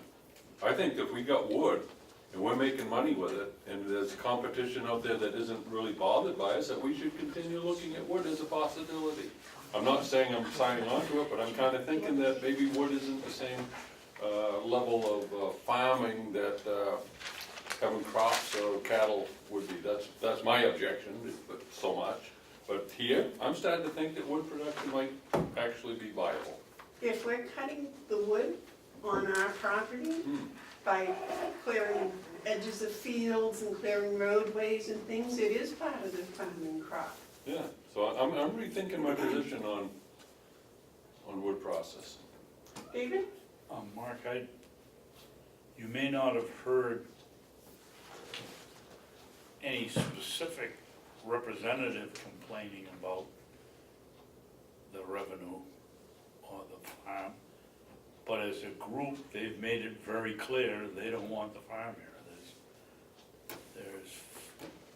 Well, I'm not gonna name them, but the concern that Willie has is the overall people may not speak up because they're in a political position. They oppose the farm. I mean, they've cut $290,000 out of the farm budget in the last 2 years. We put in for a spare person so he could get the revenue. They cut that out. They wanted to send the wood processor back, and we only had one payment to make, and the guy would have sold it and made $40,000. But they didn't send it back. No, because we finally got to him, and Right, and I think that's what what it takes is information, more information, and then people who are reasonable think can adapt the thinking to the newer information. I'm not saying by any means that I think we should have a farm in the sense that I understand farms, but we're down to hay, blueberries I guess is a hobby that a few people like to do, but I'm starting to see that this wood processing operation that we have is not the problems with competition to other providers. What I heard the other day, that the state is looking to have more wood. I guess we're a little bit short on providing what we had said that we want to do. We ought to, focus on serving the needs of our customer, which is the state, White Lake, I guess. But as far as discontinuing wood processing, I'm not so sure I'm as opposed to it as I once was. I'm not signing on to the whole farm. glad to hear that. Okay, yes. So, to go a more positive direction, basically, there's only 2 operators to do in the summertime, 3 jobs, haying, wood, and trying to keep up with the lawns. Therefore, what I've had to do is stockpile more of the hay in the barn, which Ken talked about, the barn being a lot of hay in there. We'll get to those, as soon as I get the hay off the fields and it's in the barn, then I can free up the person that was working in the hay fields to deliver the hay. So it's just a little bit slower than what we used to do because we have to plan with 2 operators. The wood, I think that we're gonna be awful close. We're slower this year than we've had been. But again, what I go back to is last year, a third of my staff was cut. We had a mild winter before last summer, so we stockpiled a lot of wood and we were able to deliver it out. This winter we were down to 2 operators. We had a average normal winter with the average amount of storms, I would say, which kept us really busy and we didn't get to bag a lot of wood. So now we're kind of trying to play catch up to keep the customers happy. We've focused, like you say, Commissioner, primarily on White Lake. They've been basically the main one that's called me up till yesterday. As a matter of fact, I started last week and then yesterday, starting to get some calls for further up north for some wood. So talking with Ken, the revenue goal was set at 30,000. I think we're gonna have a really good chance of meeting that. If we're shy, we're only gonna be shy by a little bit, or we could be over a little bit. All depends, but breaking it down, I got a load going out today, a load going out Friday. White Lake wants 2 loads. You look at the forecast this weekend. Tell them, what an average load in revenue. You're looking at about anywhere from $1,200 to $1,500, usually $1,400 to $1,500 per load going out. You got 2 of them going out this week? Right, so there's Nice. $3 grand right there. Yeah. I got 10% of your goal. I got 2 loads set up next week. Nice. That's Going another out. 3,000. So but the problem is there's not that in the barn. we're bagging it as we're going. Yeah. I'm down to 4 inmates. Yeah. That's a lot of work trying to keep up, we got a big 10-day, 7 to 10-day hay stretch going on, plus trying to bag Yeah. up 1,200 bags of wood, or 1,600 bags. So it's coming, the numbers are coming, I think we'll make them. I think in the future, we should, maybe adjust that number a little more accordingly, maybe not have it set as high, and focus on someone like White Lake that's close for us, and that we can, they're progressively taking more wood, so it's not like we're gonna be a huge dramatic thing, but we're trying to push out a lot, and there seems to be a lot of talk, I guess, I don't wanna say concern, but different talk about it, and so I'd like to be able to focus better, I guess, is what I'm saying, in the future. I hope that we could look at that, unless we're gonna change something else, because with 2 operators, I don't think we have to get out of the wood business, I just think we have to adjust a little bit, because with 2 operators, to try to do what we used to always do, we're struggling, I mean. Well, you're doing well to live within your means. You have a job you're doing a good job with it, and I want to thank you for that. But you do have to live within your means. You're not gonna get more staff. Right. And I hope they don't have to arrest people in order to give you inmate staff. But you have to work with what you have, but I'm very satisfied that you're doing exactly what you've been charged to do. Thank you. I would like to add to that Monday after the meeting, I went over to see how the wood production was in fact going on, and I had a wonderful conversation with the girls that were, as well as the gentlemen, but that were wrapping and bagging the wood in the process, and it's certainly, the wood production was coming right along, but it was nice to see these people that are, weren't able to survive in society, being able to survive together, working together, being productive, and feeling good about what they were doing. It was very rewarding for me as a human being and as a teacher too, to see that their skills were on the level they were, social skills. Well, I have to tell you that what tripped my mind, my thinking on this, what kind of was the MUR report on trust the other day with these inmates talking about how important this was for them. It seems to me to be pretty short money for us to have a wood operation that serves as an educational life enhancement for people who are suffering from social woes, I'll put it that way. Right. So I it's a suggest great outlet. I suggest you take an hour and go and visit them. No, I might. It was very, very interesting. Go ahead with your report. I'm sorry, I got sidetracked here. No, so, last week the bail count that I given Ken, you have on your sheets, was 4776. Technically, that's still where we're at, but today, it's gonna go up by 400. So I don't have an exact count of what's going on with that. But like I said, we're at 16,000 going into today. I am predicting by the end of the week, we're gonna be around 19,000.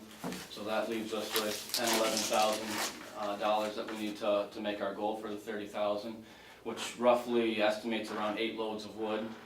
2 are already spoken probably for next week, so that leaves us down to 6.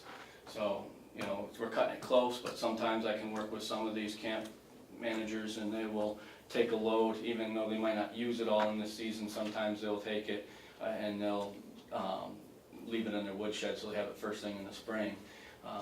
And they'll do that sometimes, so I'm working on that avenue if we have to do that. But a lot of these campgrounds are still open till Columbus Day weekend, so depending on, a weekend like this, where it's in the 70s in the daytime and down at 40s at night, the campers, they just buy a lot of wood. I was up there last weekend, and it was a chilly morning, it was low 50s, and we were unloading the wood, and he said the first 5 customers that came in, that's all they wanted was wood, because it was chilly morning, they wanted to get a campfire going while the kids came out of the campers and such.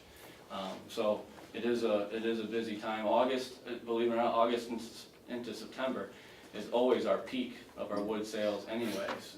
Even though it's towards the end of the summer, it's where we peak on deliveries. Yes, sir. You have cool evenings, so you're gonna sell more wood.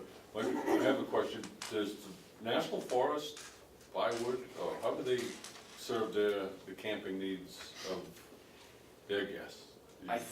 Not 100% certain on that. I think there's a local dealer that provides to some of the national forests, because we do more of the state versus the national, but I think they do have vendors that come in and provide wood to sell.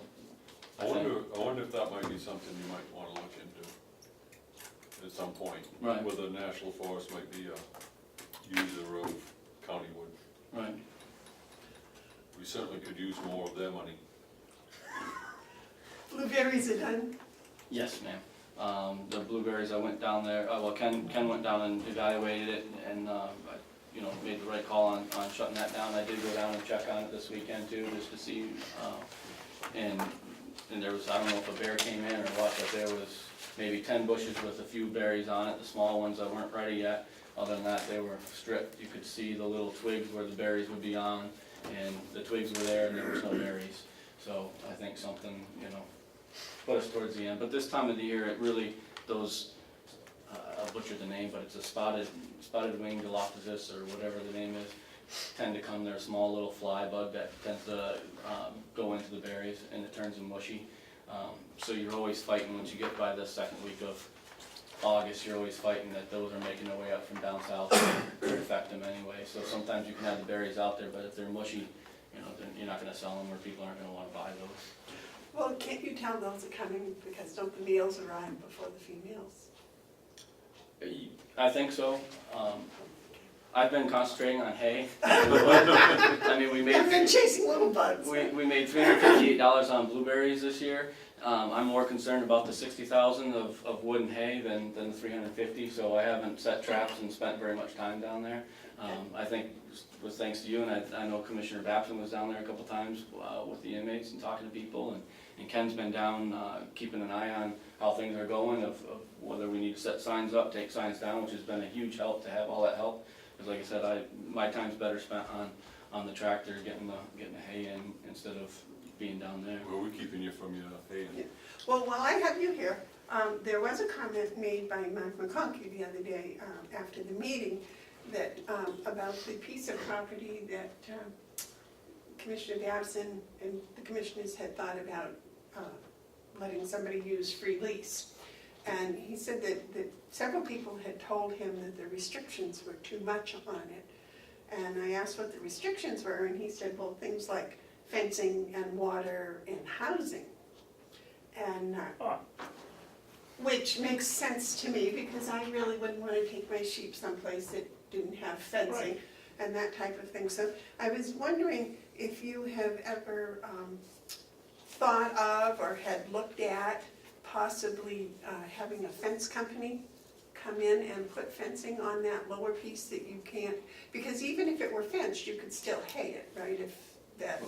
We don't hay that anyways. Why would we fence it? Why would we want to put a fence up? Well, if we were going to, just to see what the cost would be, because it was expressed that maybe that was one reason we didn't get anyone that wanted to use it this year, or those that did want to use it, it wasn't fenced. So I was just wondering what the cost of fencing it would be. And I know Will's in the crew is too busy to do the fencing, but I was wondering about, having a fence company come in and put it in, what it would cost, if there was some sort of an estimate you could come up with as to what that might be. Yes. Well, this is one of the problems we have when people aren't familiar with the industry. You can get plastic fence, twined with electrical, and people do it for berries, they do it and with posts and move it around every 2 weeks. You need a solar panel, which is about $70, a 6-volt battery, which is $100, and you're in business. But the delegation didn't fund it. We don't have the money. Well, I was just wondering And for whether. McConkey to say, well, why do we have all the restrictions? Well, you can't let the animals run free over there. We have a liability if something gets loose and runs across the road and a car hits it and hits a tree. So we gotta have insurance. Well, like at my farm, I have 4-foot-high graduated woven wire fence with an electric fence on top to keep the predators out. And I was just wondering what it would cost. Why couldn't we do that? We don't have any money. Well, but I'm thinking if we could get some estimates as to what it might cost, we could talk about putting it in the budget for next year. Okay. Just, and you would know the sources, I'm not familiar. It's just- I build my own fences, so I'm not familiar with hiring a Oh. company to do it. And then we could charge rent. No, we can't. What began as a conversation of using a field so it doesn't go to milkweed and to take care of it so that it is attractive was to let it out for goats or other type of critters, but at no cost to the county. And if that was of value to a goat herder, then they would have to be the fence person. These restrictions aren't over, we don't have any overly expected restrictions. But we do expect that we're going to take care of and be sensitive to the needs of our livestock, or the county's livestock. You know, we have. On the county property. On the county property, we can't just say, oh yeah, have at it, and whatever happens, happens. But at the same time, we don't have any money to invest. And if we did have money to invest, I wouldn't do it for that field, because there are other needs that we have. What it started out was a good discussion about using the field by allowing someone who cared about having that available to them, available under these conditions. We expect you to protect your animals while they're on county land. That's not a heavy restriction. And the delegation voted that it wouldn't cost to, We don't have any money to do it. It's the no, only way no, we they can do voted that it had to be at the animal owner's cost, that we couldn't put any money in it, so. it. So, It stuck. so. And then it starts saying there's too many restrictions, what are we supposed to do? Well, I was thinking towards next year's. I'm not gonna support any money to put a fence up around that field, probably next year, but I don't mind information, but I don't see the need. You gotta go to the need first, and I don't see the need. And the other thing is, for what, to what end? What are we gonna end up with? You know, we make an investment so someone can use a field that we're not using, but we're paying for them to be able to, that doesn't make financial sense, it's not fiscally responsible. Unless we were to charge rent, but I'm not looking to do that. And then if you charge rent, there's a statute that takes away, that puts the liability on the county. Yeah. So that's another whole hurdle we have to do. We have to go through Primex and try to, And again, to what end? yeah. What are we gaining? I don't see us gaining anything. Well, I was thinking, Well, yeah, but look at the need, look at the need first. anyways, that was just a thought. Anything else for us? Well, Madam Chairman? yes. I think this whole discussion leads me into a little bit different subject, but still pertains to what we're talking about. Here we are talking about wood this year. Wood doesn't dry in 2 hours. We're gonna take a year. I still say the best thing the delegation could do for us would be allow us to set up a revolving account so that when we need wood, we can go buy wood. And when we sell it, the money goes back into that account so that we can manage the asset we have. You can't get 15 people that basically don't know anything about farming and what Willie's doing and expect us to run it with our hands tied. We need some flexibility. We need I hate to call it a slush fund, but we need some pot of money so that when we get a buy on wood for next year, we can go buy it. Or the price of wood goes down and let's buy it now rather than take a chance in next January. It's gotta be dry wood because they don't wanna buy wet wood. I just think we're managing it with our hands tied. Unless we didn't buy log lengths and harvest our own. Yeah.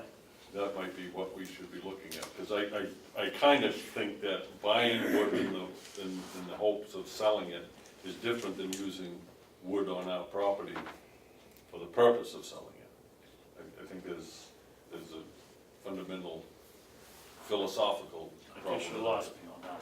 And I Okay, think- I we think have a, that's something we that have a word, if we have Wendy could a wood tell us more operating, about. process and operation that takes county-owned wood that we already, that's on our land, and we process that wood, I see that as being fundamentally different than having an operation where we're going out to others and buying their log lengths to bring them here to process. I see that as a fundamental difference, and that's where I, And Wendy could probably help with that but I explanation. do agree with Commissioner Babson, if you cut wood this year, you're not selling it this year. Not if you care about your customer. This is ag. Yes, Mark, two things. I agree with you, there's a difference with we're cutting our own wood. But number one, history here has been, we haven't, when we've done our cuts, we haven't got enough wood to service our accounts. Which means we gotta go out and buy some portion of it, which we've done over the past few years, right, Will?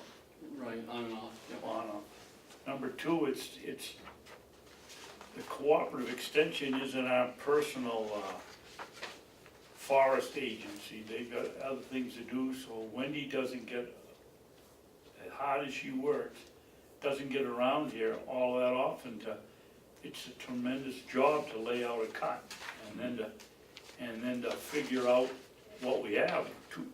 4 years ago, we laid it out, we were gonna get, I forget how many cords, but it turned out when we cut it, we would get more money for saw logs, so we took the money from the saw logs that we got extra and bought wood to replace the ones that, so but we can't do it with a delegation that meets once a quarter. We need to have, we'll have some flexibility to manage this thing.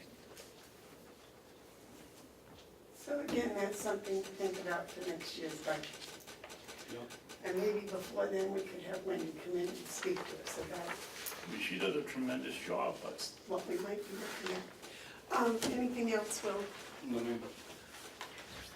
Okay, if there's no further discussion, thank you very much for coming, and I'm sorry we probably cost you 100 bales of hay, but Madam Chairman, before, I was gonna do it under whatever it is, commissioners. yeah, I think these are I huge. attended the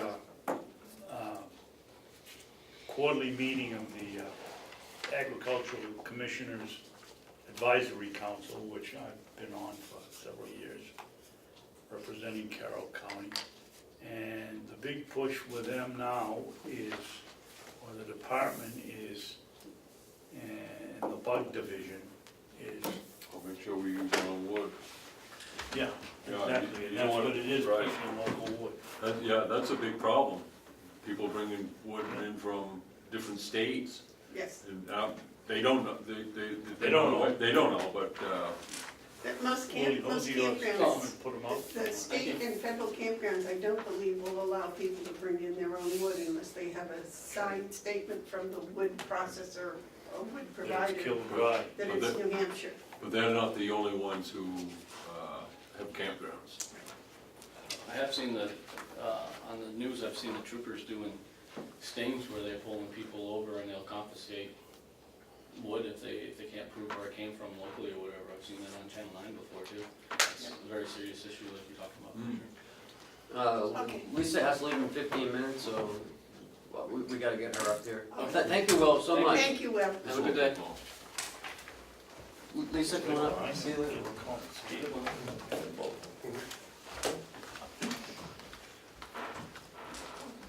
Thank you, Commissioner.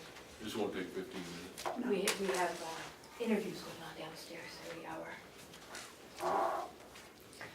I'll make a motion that we approve the transfer of the funds from The surcharge equipment the account. surcharge equipment account for the purpose of paying for the Microfilm. microfilm work, and that we agree to enter into the contract with Fiddler for that purpose, or $105,000, so the one that she is in. I will second it for discussion on. Okay, motion's been made and seconded to line item move 105, no, $77,500. 70,500. $70,500 and to sign the Fiddler contract. All those in favor? No, Oh, we discussed it. discussion. Oh, discussion. I wasn't here Monday, and was this discussed? Yes. We're coming up with the additional $75,000. $70,500. $70,000. Yes. What are we doing? Are we going to go on a 30 or annual basis for 5 or 10 years from now on? Was that part of the discussion, or is it No, just covering this year? this was just to the $105,000 Fiddler contract for this year. Okay, And the money was coming from another fund that is for, the equipment account, yeah, I know what that is, okay. okay. Any other questions? Yes. Specifically, what it was is my objections have been satisfied. My objection wasn't that the work was $105,000. My objection is it was clear that the delegation allocated $35,000, and I didn't think it was right for us to sign a contract that overexpend what they had. The delegation took action the other day wherein they, by vote, approved the transfer. So the money is now in the proper account, the registrar's budget. It's been approved, the transfer has been approved by the delegation. Now that the delegation has agreed to spend $105,500, whatever it is, Yes. the amount of the Fiddler's contract, now that they have approved that, I have no objection because this work is vital to move forward. What we do going on is up to the registrar's proposal in coming years, but I'm happy to sign this contract today. Okay, any other discussion? Okay, the motion's been made and accepted to do a line item transfer of $70,500 plus sign the Fiddler contract. It's not a line No. item. Not a line of transfer. No, it's not a line of, It's just the expenditure from the surcharge account. Okay, the Yeah, expenditure. I misstated because I did say it was a transfer, but it's approval of the expenditure from that account. And signing the Fiddler contract. Yeah. All those in favor say aye. Aye. Those opposed? Did you get that all right, You Jim? have Because there was all contract? kinds of words. Yeah, You got the gist of it? Yes. That was quick. It's snap. Way to do it.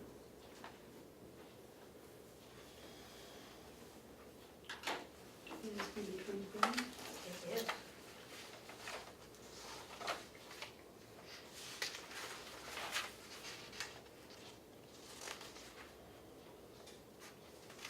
You're probably eager to get started, aren't they, Lisa?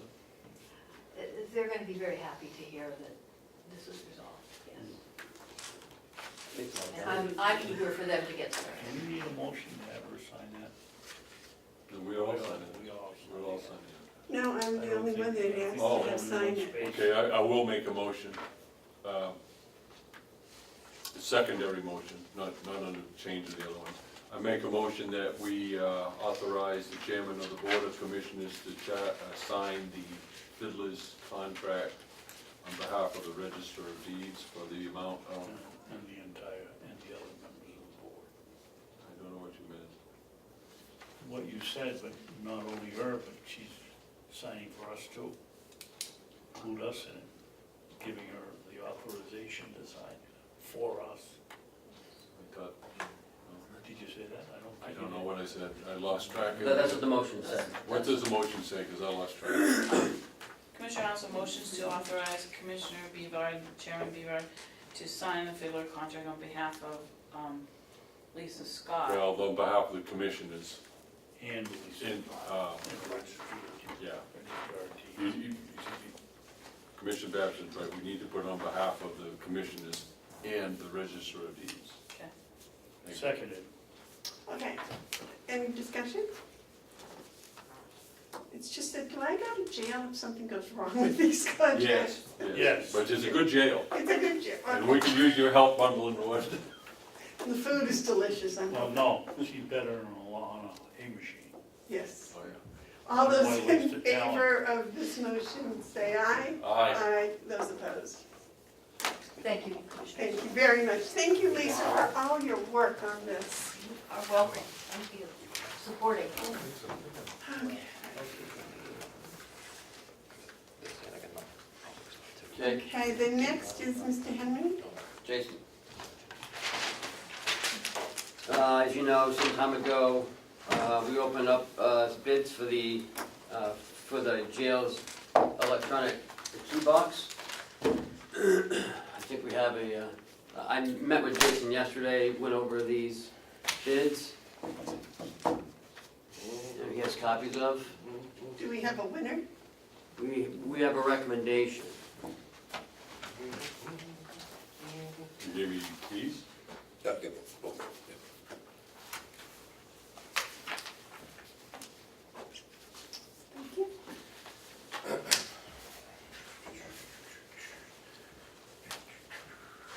Thank you. In, Madam Chairman, Yes, sir. there's quite a bit of information here. We're getting this 5 minutes before. Can we postpone this for a week so we can read the stuff? Speak. Yes, sir. Because it was my job to go back and disseminate all the information that we had, bring back to you, and that's what this one-page cover letter actually is. The other information is not something you actually have to go through, it's just more for documentation. And that's why I was gonna go through one page for you, and I spelled it out very quick, kind of easy, one page for it. We had 5 bids. Delmar Enterprises, Key System, Hoffman Security Solutions, Morrison Watchman, Key Warden Systems, and Keybox Time Systems.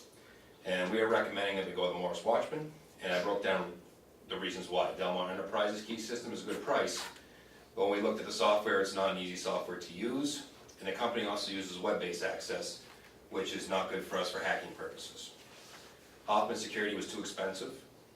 Key Warden System was also more expensive, and their proposal was not very detailed.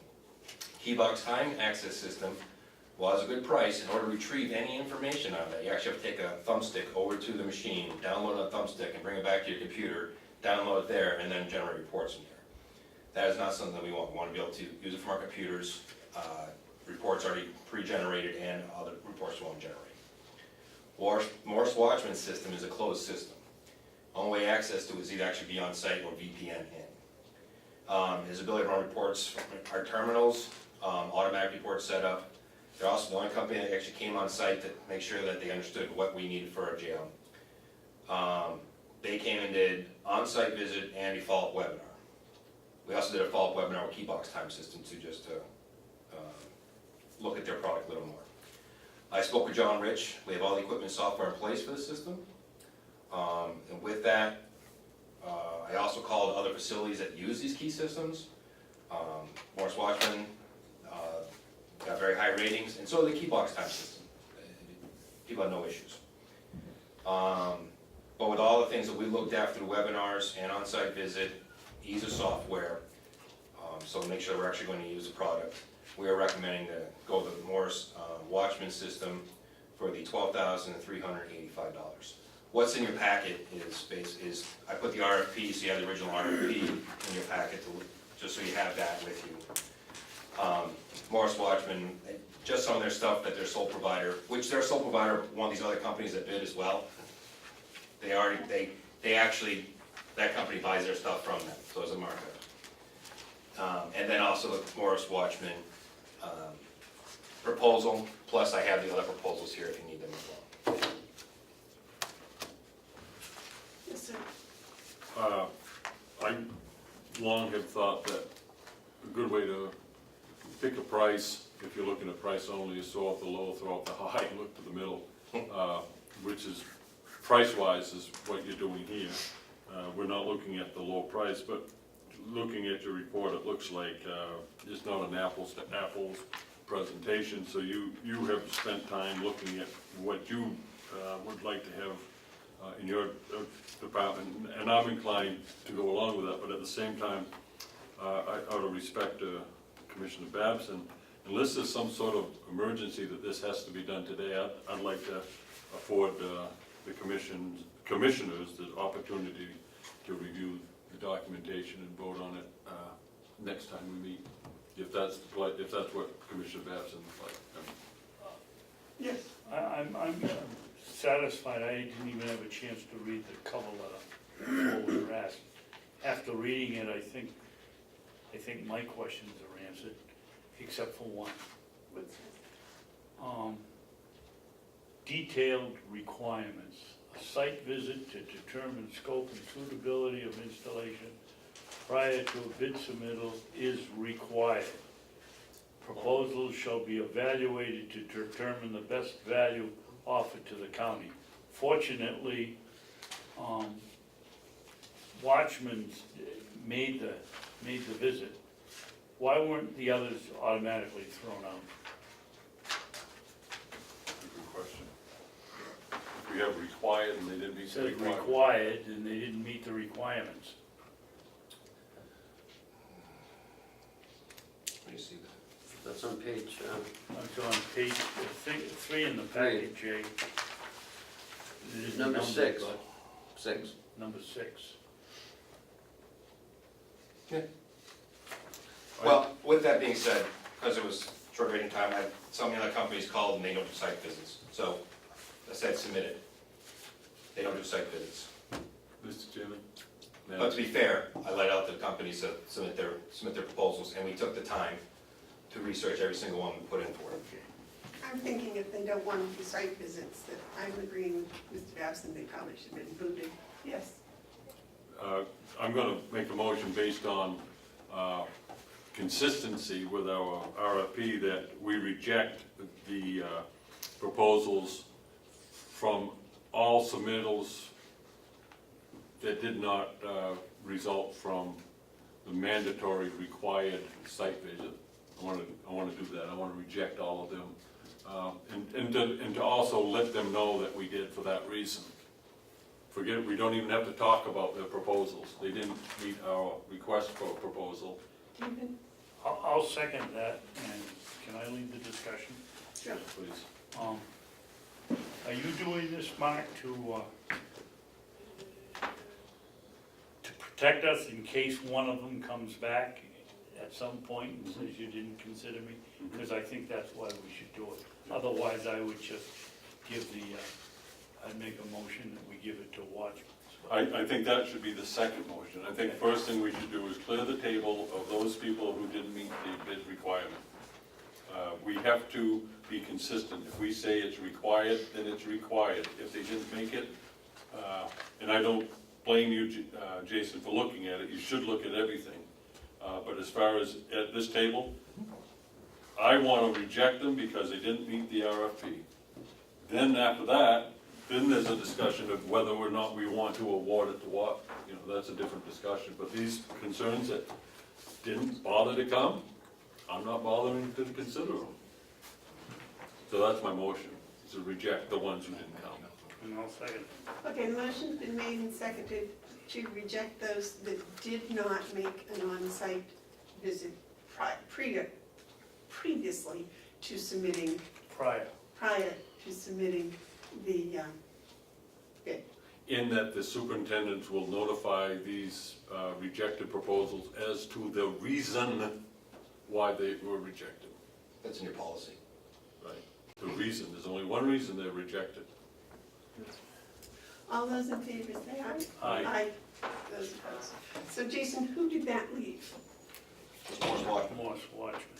Okay. And you I'll recommend? make a motion that we accept the proposal from Morse Watchmans of Oxford, Connecticut, dated May 12th, 2016, that must have been, I get what? June 14th. I'm on the wrong page here, wait a second.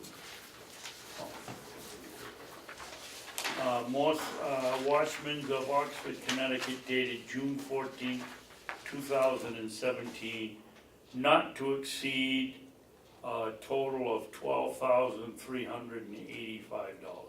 Second. Discussion.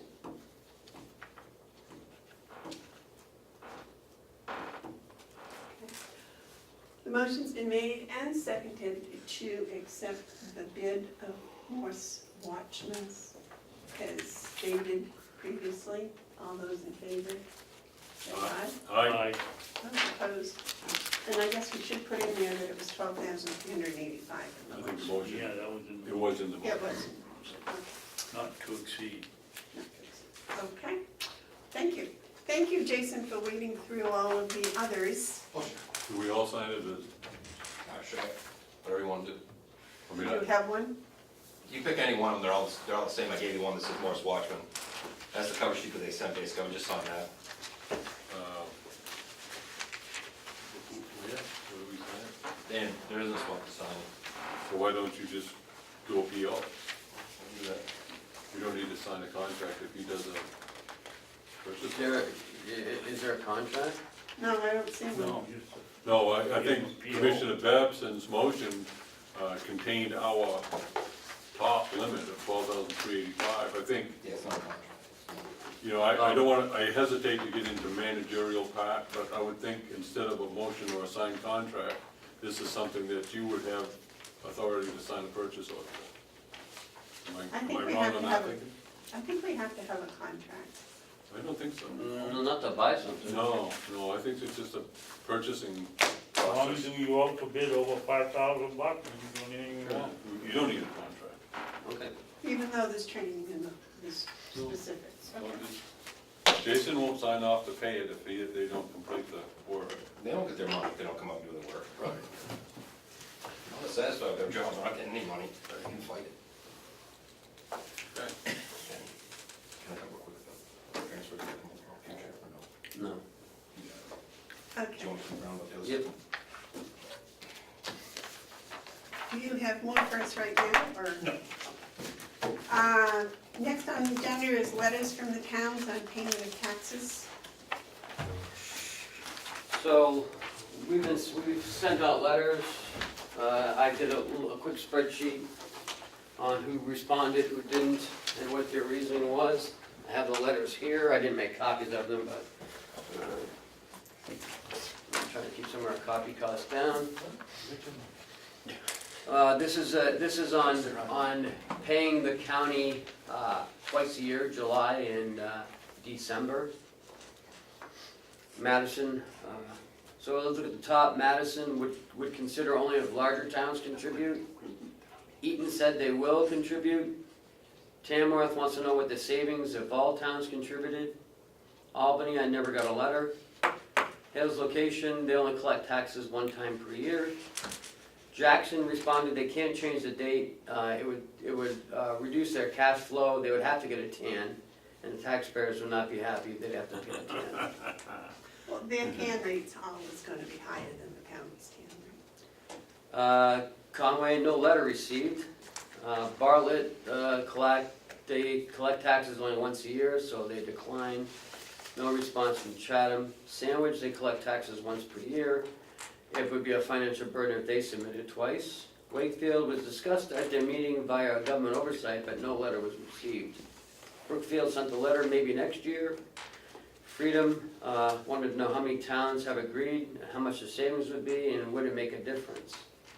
Effingham, no letter received. Ossipee discussed that meeting via government oversight, no letter received. Wolfboro, no letter received. Moultonboro, no letter received. Tuftonboro responded would need to have a town vote to disperse taxes twice per year. Hart's location, they collect taxes once per year. Can I have a question? Does it take a town vote to disperse taxes twice a year? It would take an RSA, I believe, No, to make them do it, to make them do it. but the selectmen can do it. That I don't know. Why, that I do. Okay, then I guess they wouldn't need a town vote. Okay, because I was just thinking that just seemed a little different than what we were talking about before. Okay, just give me a second, yeah, Jay. So just to get you an update on our TAN, we've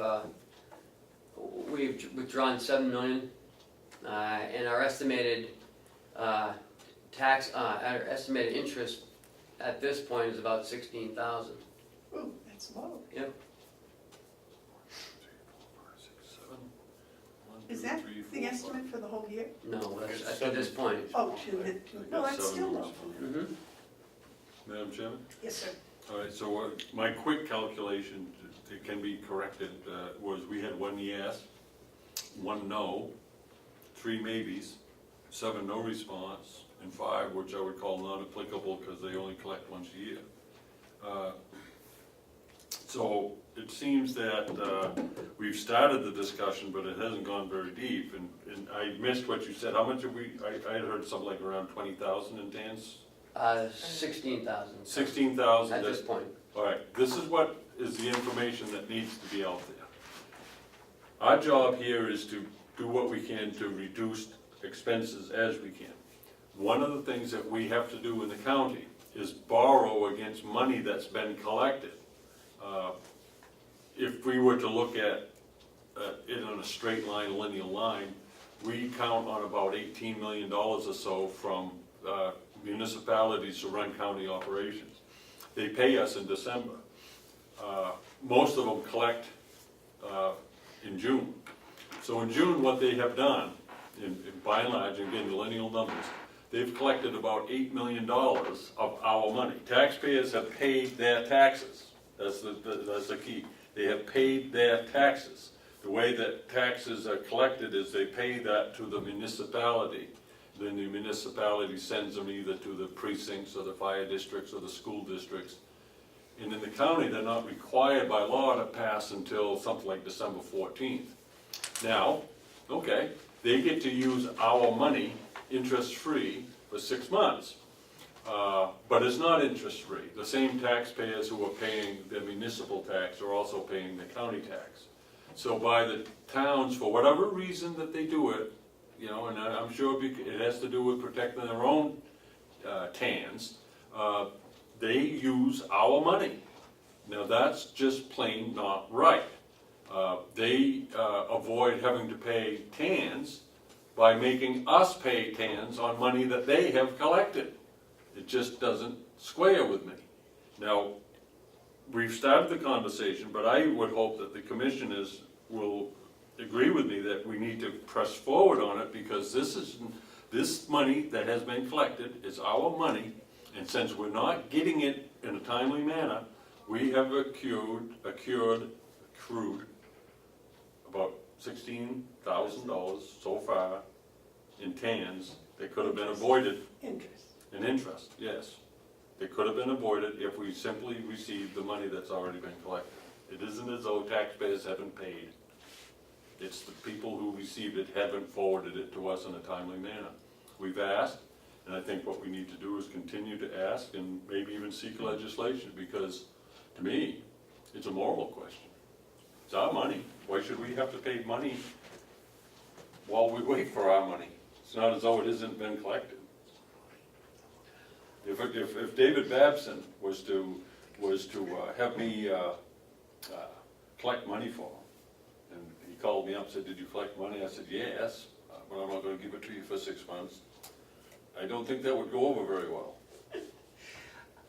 I agree. I do think that what we need to I'll just get personal. to work on is how many of these that did not answer us collect once a year. That's still, because we can't answer the questions unless we know how many towns collect twice a year. Well, I know the ones that didn't respond, Conway is the biggest one. They didn't respond, and I personally went to them, and they indicated that they saw the rationale, but I'm really kind of... Do they collect twice a year? Oh, yeah, and they've collected the money, and I've talked to them about it, and we asked them, and for them not to respond is, you know, I don't think that's right. I think they should at least say no. I mean, Jackson's the only one that said no. It would affect their cash flows, and taxpayers not happy. Well, those same taxpayers shouldn't be happy because we're paying it on the county level. You know, I think they're way off basic. Can't change date, no cash flow. May we assume from that Jackson collects twice a year? Yeah. Jackson, we do receive payments, tax payments twice a year. However, We're not payment giving you schedules are yours. structured around a December payment to the county. Right. Okay. And I would say, yeah, take a year or two to morph it into your cash flow projections, what you need.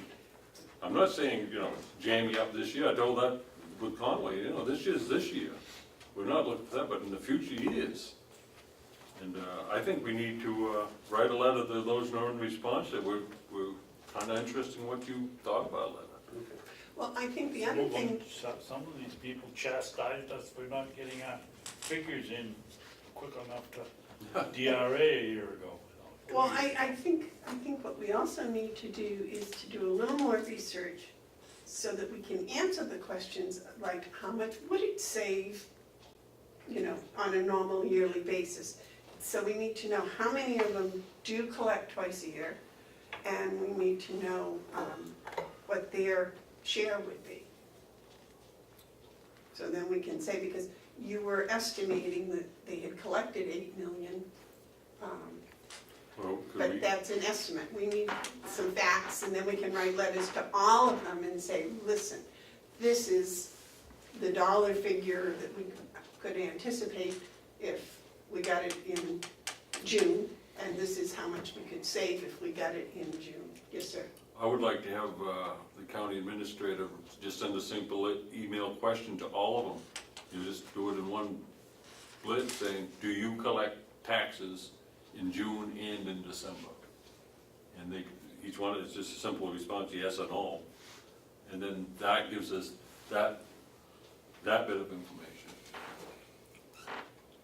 I know Wolfboro had some discussion in one of their selectmen's meetings about it. One of the selectmen. Where we can get a letter. And I know Wolfboro does collect twice a year. They collect twice a year. You know, we haven't received letters, that's the thing, is, you know, I spoke with Conway, they've had discussions about it, but no reply to a letter. I don't know, I just think that's a little bit troubling, like, do they actually think that we're going away? Well, you know, usually if you're ignored, that's why people ignore things. They think they'll just disappear. Well, I would think the people in Conway would know better than that from me. I want to know why those who don't want to won't. Jackson's the only one that bothered to tell us their reason for saying no. And we have some babies there, so in Eaton, and I give it, you know, I can't help but think that Commissioner Sorensen helped out there. He's a selectman now, and I think he was able to educate the board, and that's probably what it's going to take. Well, and that's why we need these facts and the figures, and then you can go on a little education blurb, maybe. And I do want to do a shout out for the town of Eaton, of all the towns in the county. They stepped right up to the plate. They didn't wait for other people to do it. They took a front forward position. They see it, and of the towns in the county, they're the only ones who said yes, they would do that. To their credit, I thank them. All right. Any other discussion? Yellow folder. No yellow folder. No yellow folder. Administrator updates, please. I'd like to talk about, there was discussion about the Department of Labor audit. I mean, sorry, the New Hampshire retirement system issue. There was discussion at the Monday meeting. So I just want to get you updated on what happened and where we are with it. So Kathy, you want to come up, give me a hand with this? Is this for 2014 and 15 or something? This goes back to 2011. Come right up here to the table. I don't want to pull a chair off Monday. So, the retirement system, let's start at the beginning, passed a rule at the end of 2011 that anyone vested prior to January 1st of 2012 can still accrue retirement benefits on paid out sick time and vacation time. Anyone vested after that date cannot apply retirement to sick time and vacation time buyback. Now, I don't. Excuse me, Kenny, is that vested or entering the program? Vested. Vested, okay. And that all stems from the Dover police chief. He had $75,000 worth of time he cashed in at the end of when he retired, and it boosted up his retirement substantially. So the House was looking in how to address that, and they did. So the retirement law is fairly large and fairly thick, and which is this right here. It's probably, I don't know, it's 100 pages or so. Yeah. So if you're not up to date on all the changes, you wouldn't really know on how to apply it. And from what we discovered, and Chuck had told us that he was doing a self-audit for the retirement system At their request. at their request. So when we got the letter from the retirement system saying it was $14,000, that was sent to them in error. And apparently they sent out the letters to the people who had contributed. So Kathy looked at it and said, well, wait a minute, something doesn't look right. And so she went on her own quest to find out, because she noticed five employees that she knows have been here prior to 12 and probably were it's already vested.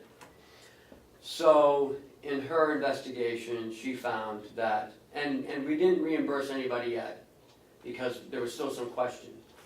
Come to find out, the retirement system had made a mistake as well. So out of those 5, 2 should not be getting refunds of their money.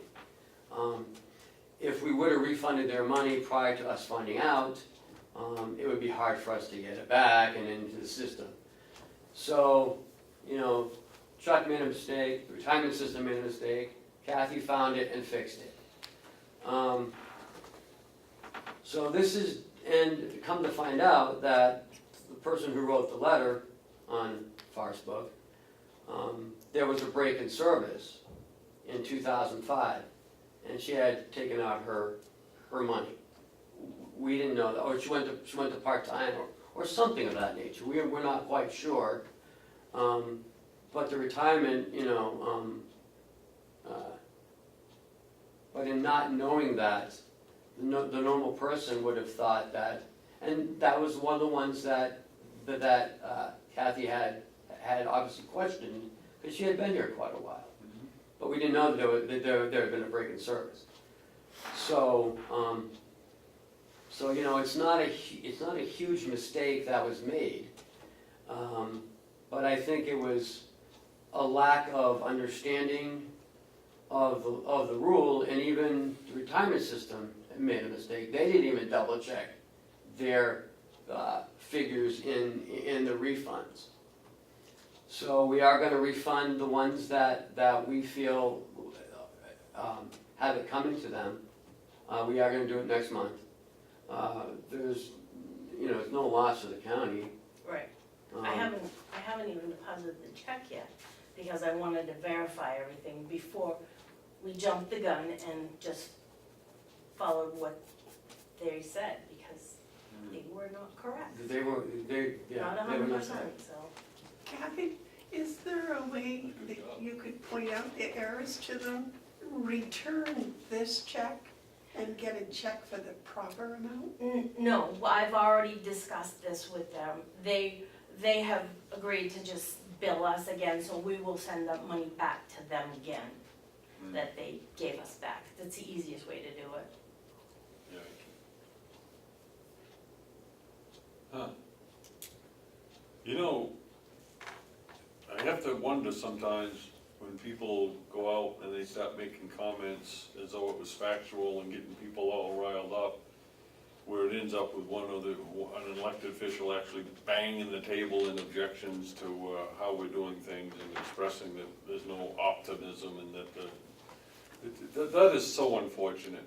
The complexities of government and all of these things are such that we should all be working together and understanding that the lines of communications are best served by making a phone call to this office instead of making it a cause celeb that is full of innuendos and misinformation, and fabrications even, because those serve to charge up people without, who respond without having all the facts, and it becomes emotional and tiring, and, it is so unnecessary. If all people were to do was just have the courtesy of making a phone call to the people who have the answers, instead of assuming that they have the answers because of their own individual personal experiences, and they use that as a springboard to complain about all other things. It's just, I'd like to see that change, but that's nothing to do with what you folks are doing. I think you do outstanding work, I really do. I'm impressed that you found this, Kathy. Most people, I would think, would they get a check, well, the retirement system, they're all knowing, we'll just go along with it, but we need to be cautious about those type of things, much like we have to be cautious about the report we got from the Labor, Department of Labor. They're not totally accurate in their charges, but since they make the charge, people run right to it that they must be right because they're the Department of Labor, as though they can't make a mistake. We're the governing body. Those things, if people want to be helpful, should bring those to us, because we want to make sure that everything's right. And this idea that this is the way to communicate, it puts a false cloud of suspicion over us that we're not up to anything except trying to do good work. And I really, that's probably one of the most frustrating things is people just, the mean. I just don't understand that meanness. I mean, if anyone knows Kathy, like I know Kathy, she's very detail oriented. Not much gets by this woman right here. Not much gets by her.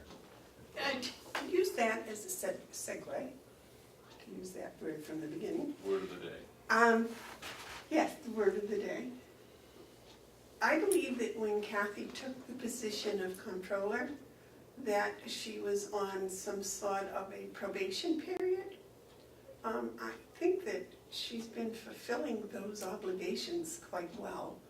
And I'm wondering if maybe we shouldn't shorten that period and give her her raise now.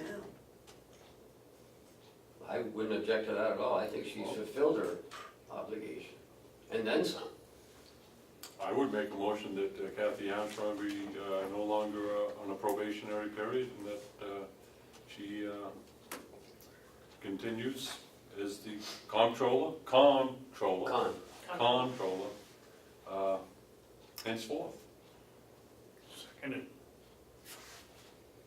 The motion's been made and seconded that Kathy be taken off probation and be put on her permanent salary. Any questions, any discussions? She's earned it. All those in favor of the motion say aye. Aye. Aye. Congratulations, Kathy. Thank you for the exceptional job that you have been doing. I'd like to make one comment about the retirement. Is one of the people that was scheduled by the state to have that refund personally thanked me for not giving her the money back, because that was going to affect her retirement ultimately. So she thanked me for looking out for the employees. Wow. So your rewards are not only financial, but also emotional, I think. Yeah. Right? Anything else for Kathy? Anything else you want to talk about? That's what we got right now. Okay. That was all I had of Kathy. So. Thank you. Yeah, you can hang around though.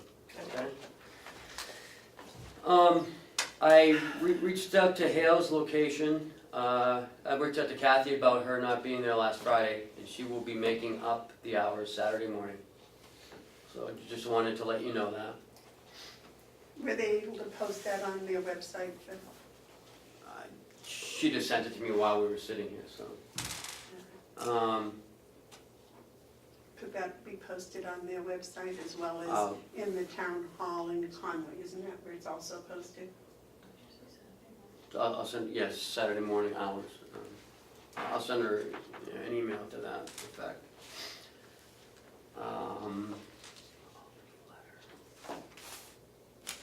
Just want to let you know that on next Monday, you received again, another information that the representatives will be meeting at the Albany Town Hall to talk about Pasconway Road. Mark McConkey, Ed Butler, and Jerry Knirk will be there. Again, just to let you know. And that at the same time they sent the delegation that letter on Monday, they also sent it to you in support of the assisted living feasibility study. It was the same letter that I gave to the delegation, that they're in full support of this.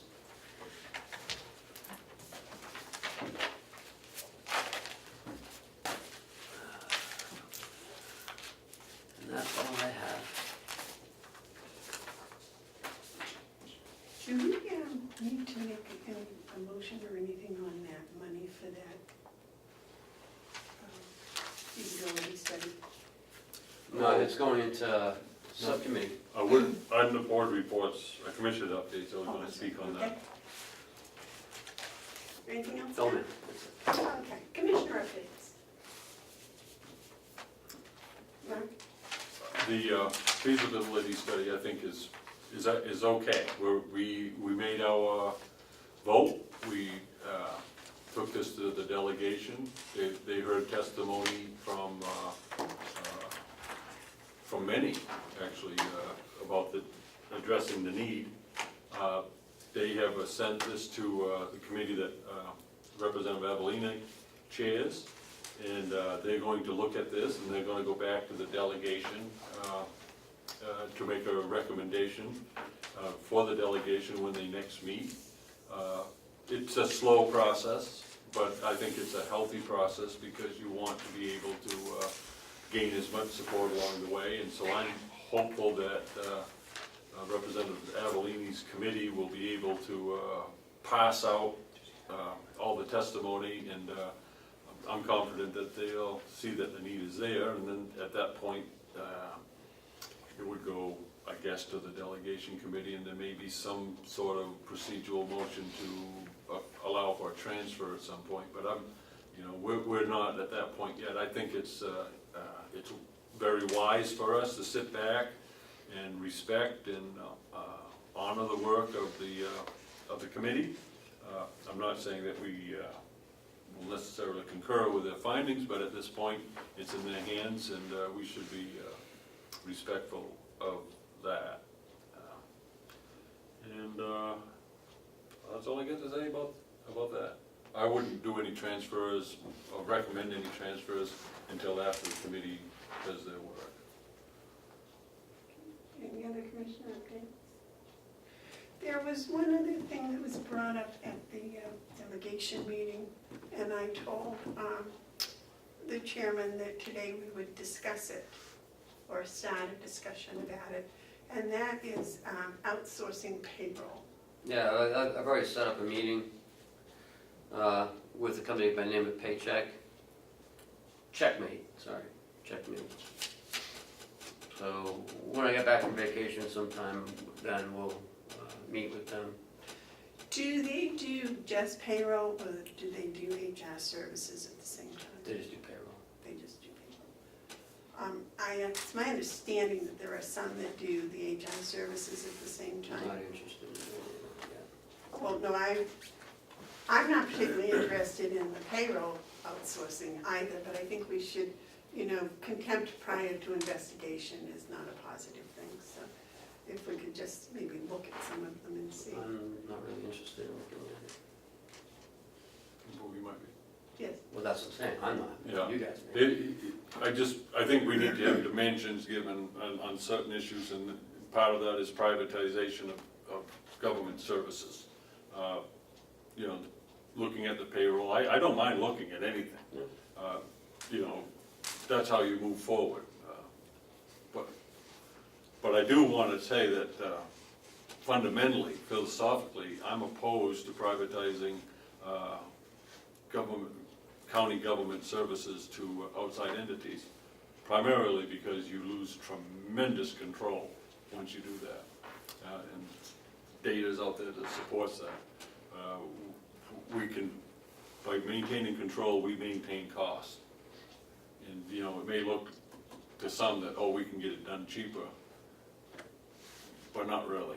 Not when you look at opportunity costs and real costs. So I just, it's gonna be a tough sell on anything for me to privatize any government, county services as I understand it at this point. I don't see the need for it, but information does cause one to change their mind. Yes. But then, so does the board not want me to do this? To do what, the payroll? Yeah, No, I don't mind looking into things. okay. But I don't want anyone thinking that just because we're looking into it, that expresses my support for it. I'm not interested in having it be interpreted that if we're gonna look at something, that means I wanna do it. Because my understanding is we still have to provide all the work. You have 3 stages of an initiative. Identify and express the need, determine how is the best way to meet that need, and then to discuss whether you can afford it or not. We're at the point, the very first point with this, is there a need? I'm not convinced that there is, but I don't mind looking to see if there might be. Okay. But the next step, I'm not even interested in thinking about right now because I don't know that there's a need. In fact, I don't believe that there is, but I don't mind looking. So I think you should look at it, Ken. I think we should look at everything. Yes, Steve. For you short timers, we did this study about 3 years ago. You did? And In last year too. And was it last year? It was $50,000 or $60,000, and we had to supply all the information. All they were gonna do was print the check and stamp them for us, and that was it. Yeah. Well, if we've already done the study, then I don't see any need to do it again. Well, I didn't know we had maybe do it again, but not in such close proximity to the one we just did. Wait a few years and maybe something new will come up in technology. David, did they look at more than one company? Yeah. I we looked at can't 3. remember, but I believe we did. They did. I'm only talking about the payroll part right now. That's what The HR stuff, I don't think there's any need to study that at all because we've got that under control. And we This got, was just payroll. yeah, so if we've done that study, why do we have to do another one right now? I would say, I didn't know that we had done a study recently. That's why I call them short termers. Yeah, yeah. So I guess based on that, I don't see the need to I don't either. look at it at this time because you have Okay. a study from a year ago? Yeah, Chuck, myself, were you there, Kathy? Howie was there. Was it last year? Then I'm Was it remembering last year or was another it one that was late? 2 or 3 years ago. No, I've been going minute 2 years, so it had to be within the last 2 years. Okay. I thought it was last year, but I thought it was last summer. So I mean, something like that does take up our time. Yes. It takes up It your did, time it to took do. up, yeah, it did take up some time. So if we just did one, I don't see the need to do one at this time. No, I just said I would bring it up. Okay, well, All right, I don't think we need cross to off do the list then. I agree. You don't think we need to do it? No, I don't. Okay. Very good. it. And as far as HR, that is a complete, in mind, no starter. There's no need to look at that. Well, no, the reason I was asking is because I had not even thought about outsourcing. So when it was brought up on Monday, I did some research, and there are some companies that do that as part of the payroll. So I wasn't even aware, Okay. I thought outsourcing meant you just sent the information to the bank and the bank printed the checks. I didn't understand there was a whole, When we much looked- more involved in it. When we looked so- at the Chronos, they had the pay system and the HR. The pay system was $100,000, which we have budgeted. The HR piece was another $117,000. So for the full package, it's $217,000. And they did the payroll? Payroll and HR. They did. Yep, for $217,000. No, they didn't do the payroll, it was like another It was swapping out, swapping out stuff. basically. But it was expensive, that's why Kathy and I, as we were investigating this, you know, at this point, still don't think, you know, we need a $100,000 system. But as we continue to move forward, we may find something. We might change our minds too. When you're making 125, 100 look cheaper, and we can do it then. You can never find something. Okay, Oh, I don't know, we got some in the pipeline, is that what you call it, when pipeline? Yeah. No, we don't. Oh, we're training them all the time. We're training people all the time. Okay. I would like to see this board write a letter. We cannot control what the delegation does. But it seems to me not to make any sense to have the delegation call us 7 days before a meeting and want us to post it when the law says they've got to meet once a quarter. I would hope we'd write a letter and suggest that they pick a specific date each quarter, the second Monday of the quarter, or the second Monday of the second month, so that for the whole year we can plan. I had 7 meetings Monday, 3 meetings Monday. The only one that didn't call, it didn't ask if I was available, was a delegation. Apparently they posted it 7 days, my posting was 7 days before the meeting. They know it has to go on. I would think that we'd write them a letter and encourage them to pick a date that we could have every quarter for the whole year, so we could plan ahead of time. Second that motion. Okay, the motion's been made and seconded, the delegations set dates at the beginning of the year for their meetings. They can do whatever they want, but I would think it'd be better. Request The first quarter maybe is gonna be a little foggy, but the second, starting with the second quarter, we know we're going to get the final figures by the second week of the second month, so any time after that, the third week of the second month of every quarter, we're gonna meet on Wednesday, or something like that, so we can plan ahead of time. It's the second and third quarters that are critical, and Commissioner Babson's right, not knowing. I thought it was gonna be the 14th, and then I was told it wasn't gonna be the 14th. I said, when's it gonna be? And that was the discussion, well, we don't know if it's the 21st or the 28th. Right. And it's at that point where you say, well, you know, that's not really good communication. And not to be overly critical, but I am bothered by the lack of communication on that regard to us. It kind of shows a disregard for our schedules, that we are expected to drop everything. I want to be able to attend these meetings, but the way that they're scheduled, I'm not sure that I can make them. And I think that that's unfortunate, especially if they want us in attendance. So I think the letter is especially important for the second and third quarters. I know that the first quarter they're around anyways because we're doing the budget. Right. I know that they're winding down from a long session in June, so July is, you know, kind of on them in summertime, but they gotta do it, that's part of the job. And then the one that's coming up, which I think is extremely critical, I'd like to know that date now, because that's when we're going to make some very important moves for the fourth quarter, you know, the home stretch, if you will.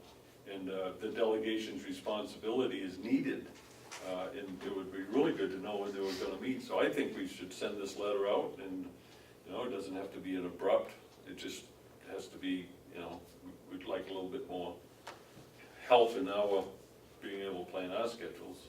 Well, you know, I think it would probably help the members of the delegation to be able to plan their schedules, because the very new delegation member wasn't there because she was traveling.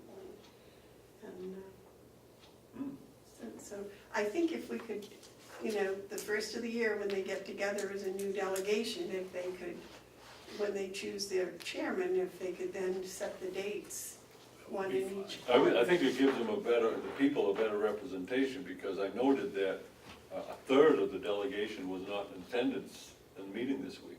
Really? One third of them were not in attendance. And, it's, I think I know it's not lack of interest, it's scheduling.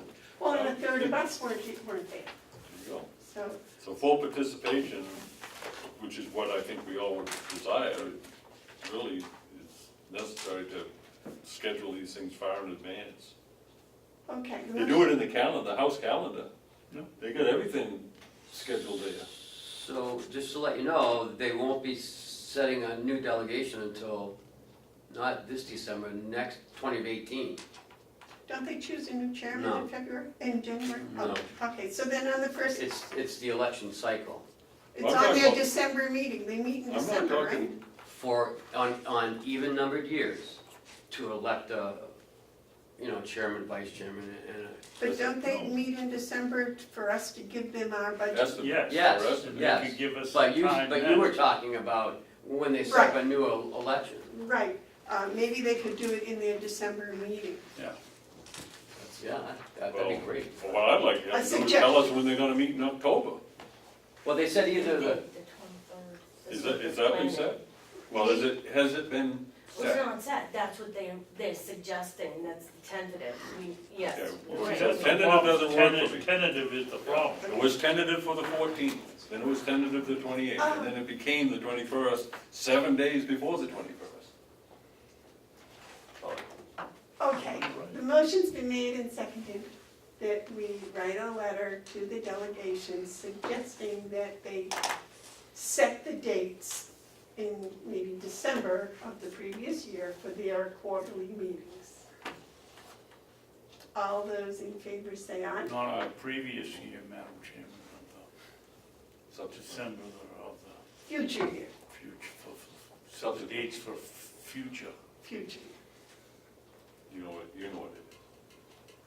You got it right? And we don't want on We December don't- we don't want to tell them, 2070 to be Well, they- setting the they would- dates for 2016. tell us your dates in 1953. They would be very accurate then, I'm sure. Okay, all those in favor say aye. Aye. Those opposed? All right, Ken, would you like to write that letter for us, please? sure. Want me to read the non-public, Madam Chairman, or public input? Are we first? ready for that? No, we got commissioners updates. We're still on commissioners Oh, I updates. thought we just did it. I don't think I have anything else. I did want to say the grant committee is going to meet either September 18th or 25th, whichever day the delegation meets. Oh, are they meeting in September? That's what they had said the other day. I thought they said October. Is there a subcommittee then? See what I mean? This is a perfect example. I know. All right, I did have something, and I forget what it was. You talked about the feasibility already. Yeah. The transfer. the only other thing I wanted to bring up, and I heard it, and I didn't, I looked in the contracts and I couldn't find anything, but there was a mention about seniority being able to bump for overtime. Representative McCarthy, this goes back to when, That's not true now. no, that's never Okay. been, it's never been true. Yeah, Oh, okay. That's all I had. Yeah, Yes, sir? we have a negotiation with the ASME scheduled for September, what's that day?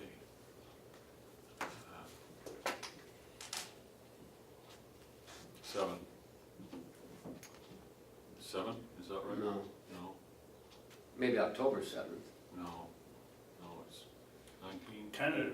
19, 19th. Tuesday the 19th. It's firm, it's not tentative, it's firm. We'll be meeting with the union representatives on September 19th to continue negotiations. So those are ongoing. I'm confident we'll be able to bring something. Okay. Yes, sir. Did the delegation give you guys any direction on, last year we were gonna have a contract by November 1st for the year.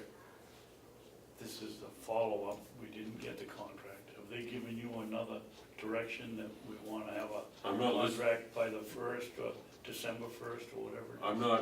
I'm not responding to any external pressures in the negotiations. We have, we're on a path that I think is going to bring us a contract that first the commissioners can support. I don't feel any time pressure to do this outside of our normal process of developing our estimate. We did have a contract prepared to take to them, but for whatever reasons, it wasn't in time to be included in any budget discussion. My hope is that we, the commissioners, will have something in a timely fashion for our estimate, but I'm not going to negotiate against an imposed deadline. I don't think that's. So I can assume the delegation didn't say, They we didn't say. don't have a contract No, by it wasn't mentioned. They have- December 1st, and November 1st, you won't get a raise this year. There was no mention from them on that regard, and I can't imagine them saying any such a thing if there was. Okay. Because, you know, the delicacy of a contract negotiation really requires that you don't say too much about raises and whatnot before you're done negotiating in public. I will just simply say that I'm very encouraged by the negotiating team on both sides. I find them to be professional and if not agreeable, at least respectful of the county's position, and I think that's important, and I'm not going to say anything to jeopardize that. Okay, any other commissioner updates? All right, David, would you like to read us into You want to do non-public? public input first? Oh, public input. Is there any public input? Yes, sir? Just in case you missed the Comeau Daily Sun recent article, 4 of my officers are participating in a Cannonball Run Memorial Run we talked about before, but it came out in the newspaper. They're leaving September 28th, traveling all over the East Coast, visiting families that have had murder or slain law enforcement officers, and visiting the families and taking patches from each one of those departments and a bunch they collected around the country, and meeting in Washington, D.C. to lay at the memorial for fallen law enforcement. There's a group leaving from the East Coast, 4 of my guys, Sergeant Baker, Sergeant Fiandaca, Corporal Corliss, and Sergeant Duguay, representing all of the East Coast. And there's a West Coast team coming in. It's 72 hours of straight driving. They're renting their own vehicle. It's on their own vacation time, but we fully support them. They will be in uniform, representing law enforcement for all of New England. And very proud of these guys. They asked to come forward to do it. They've been raising some money on donations through social media, and the paper came and did an article. Channel 9 News, I got to send to them because they want to come up and also do something, hopefully, as well. But that was in the paper. Madam Chairman? Yeah. I did see that report, Jason, and that was excellent coverage, and what I liked was the picture. Because if you take a look at the pictures and you look at the face of these men, you could see the determination of their purpose. This is quite a personal commitment on their part, and it really reflects not only in their professionalism, but in their caring.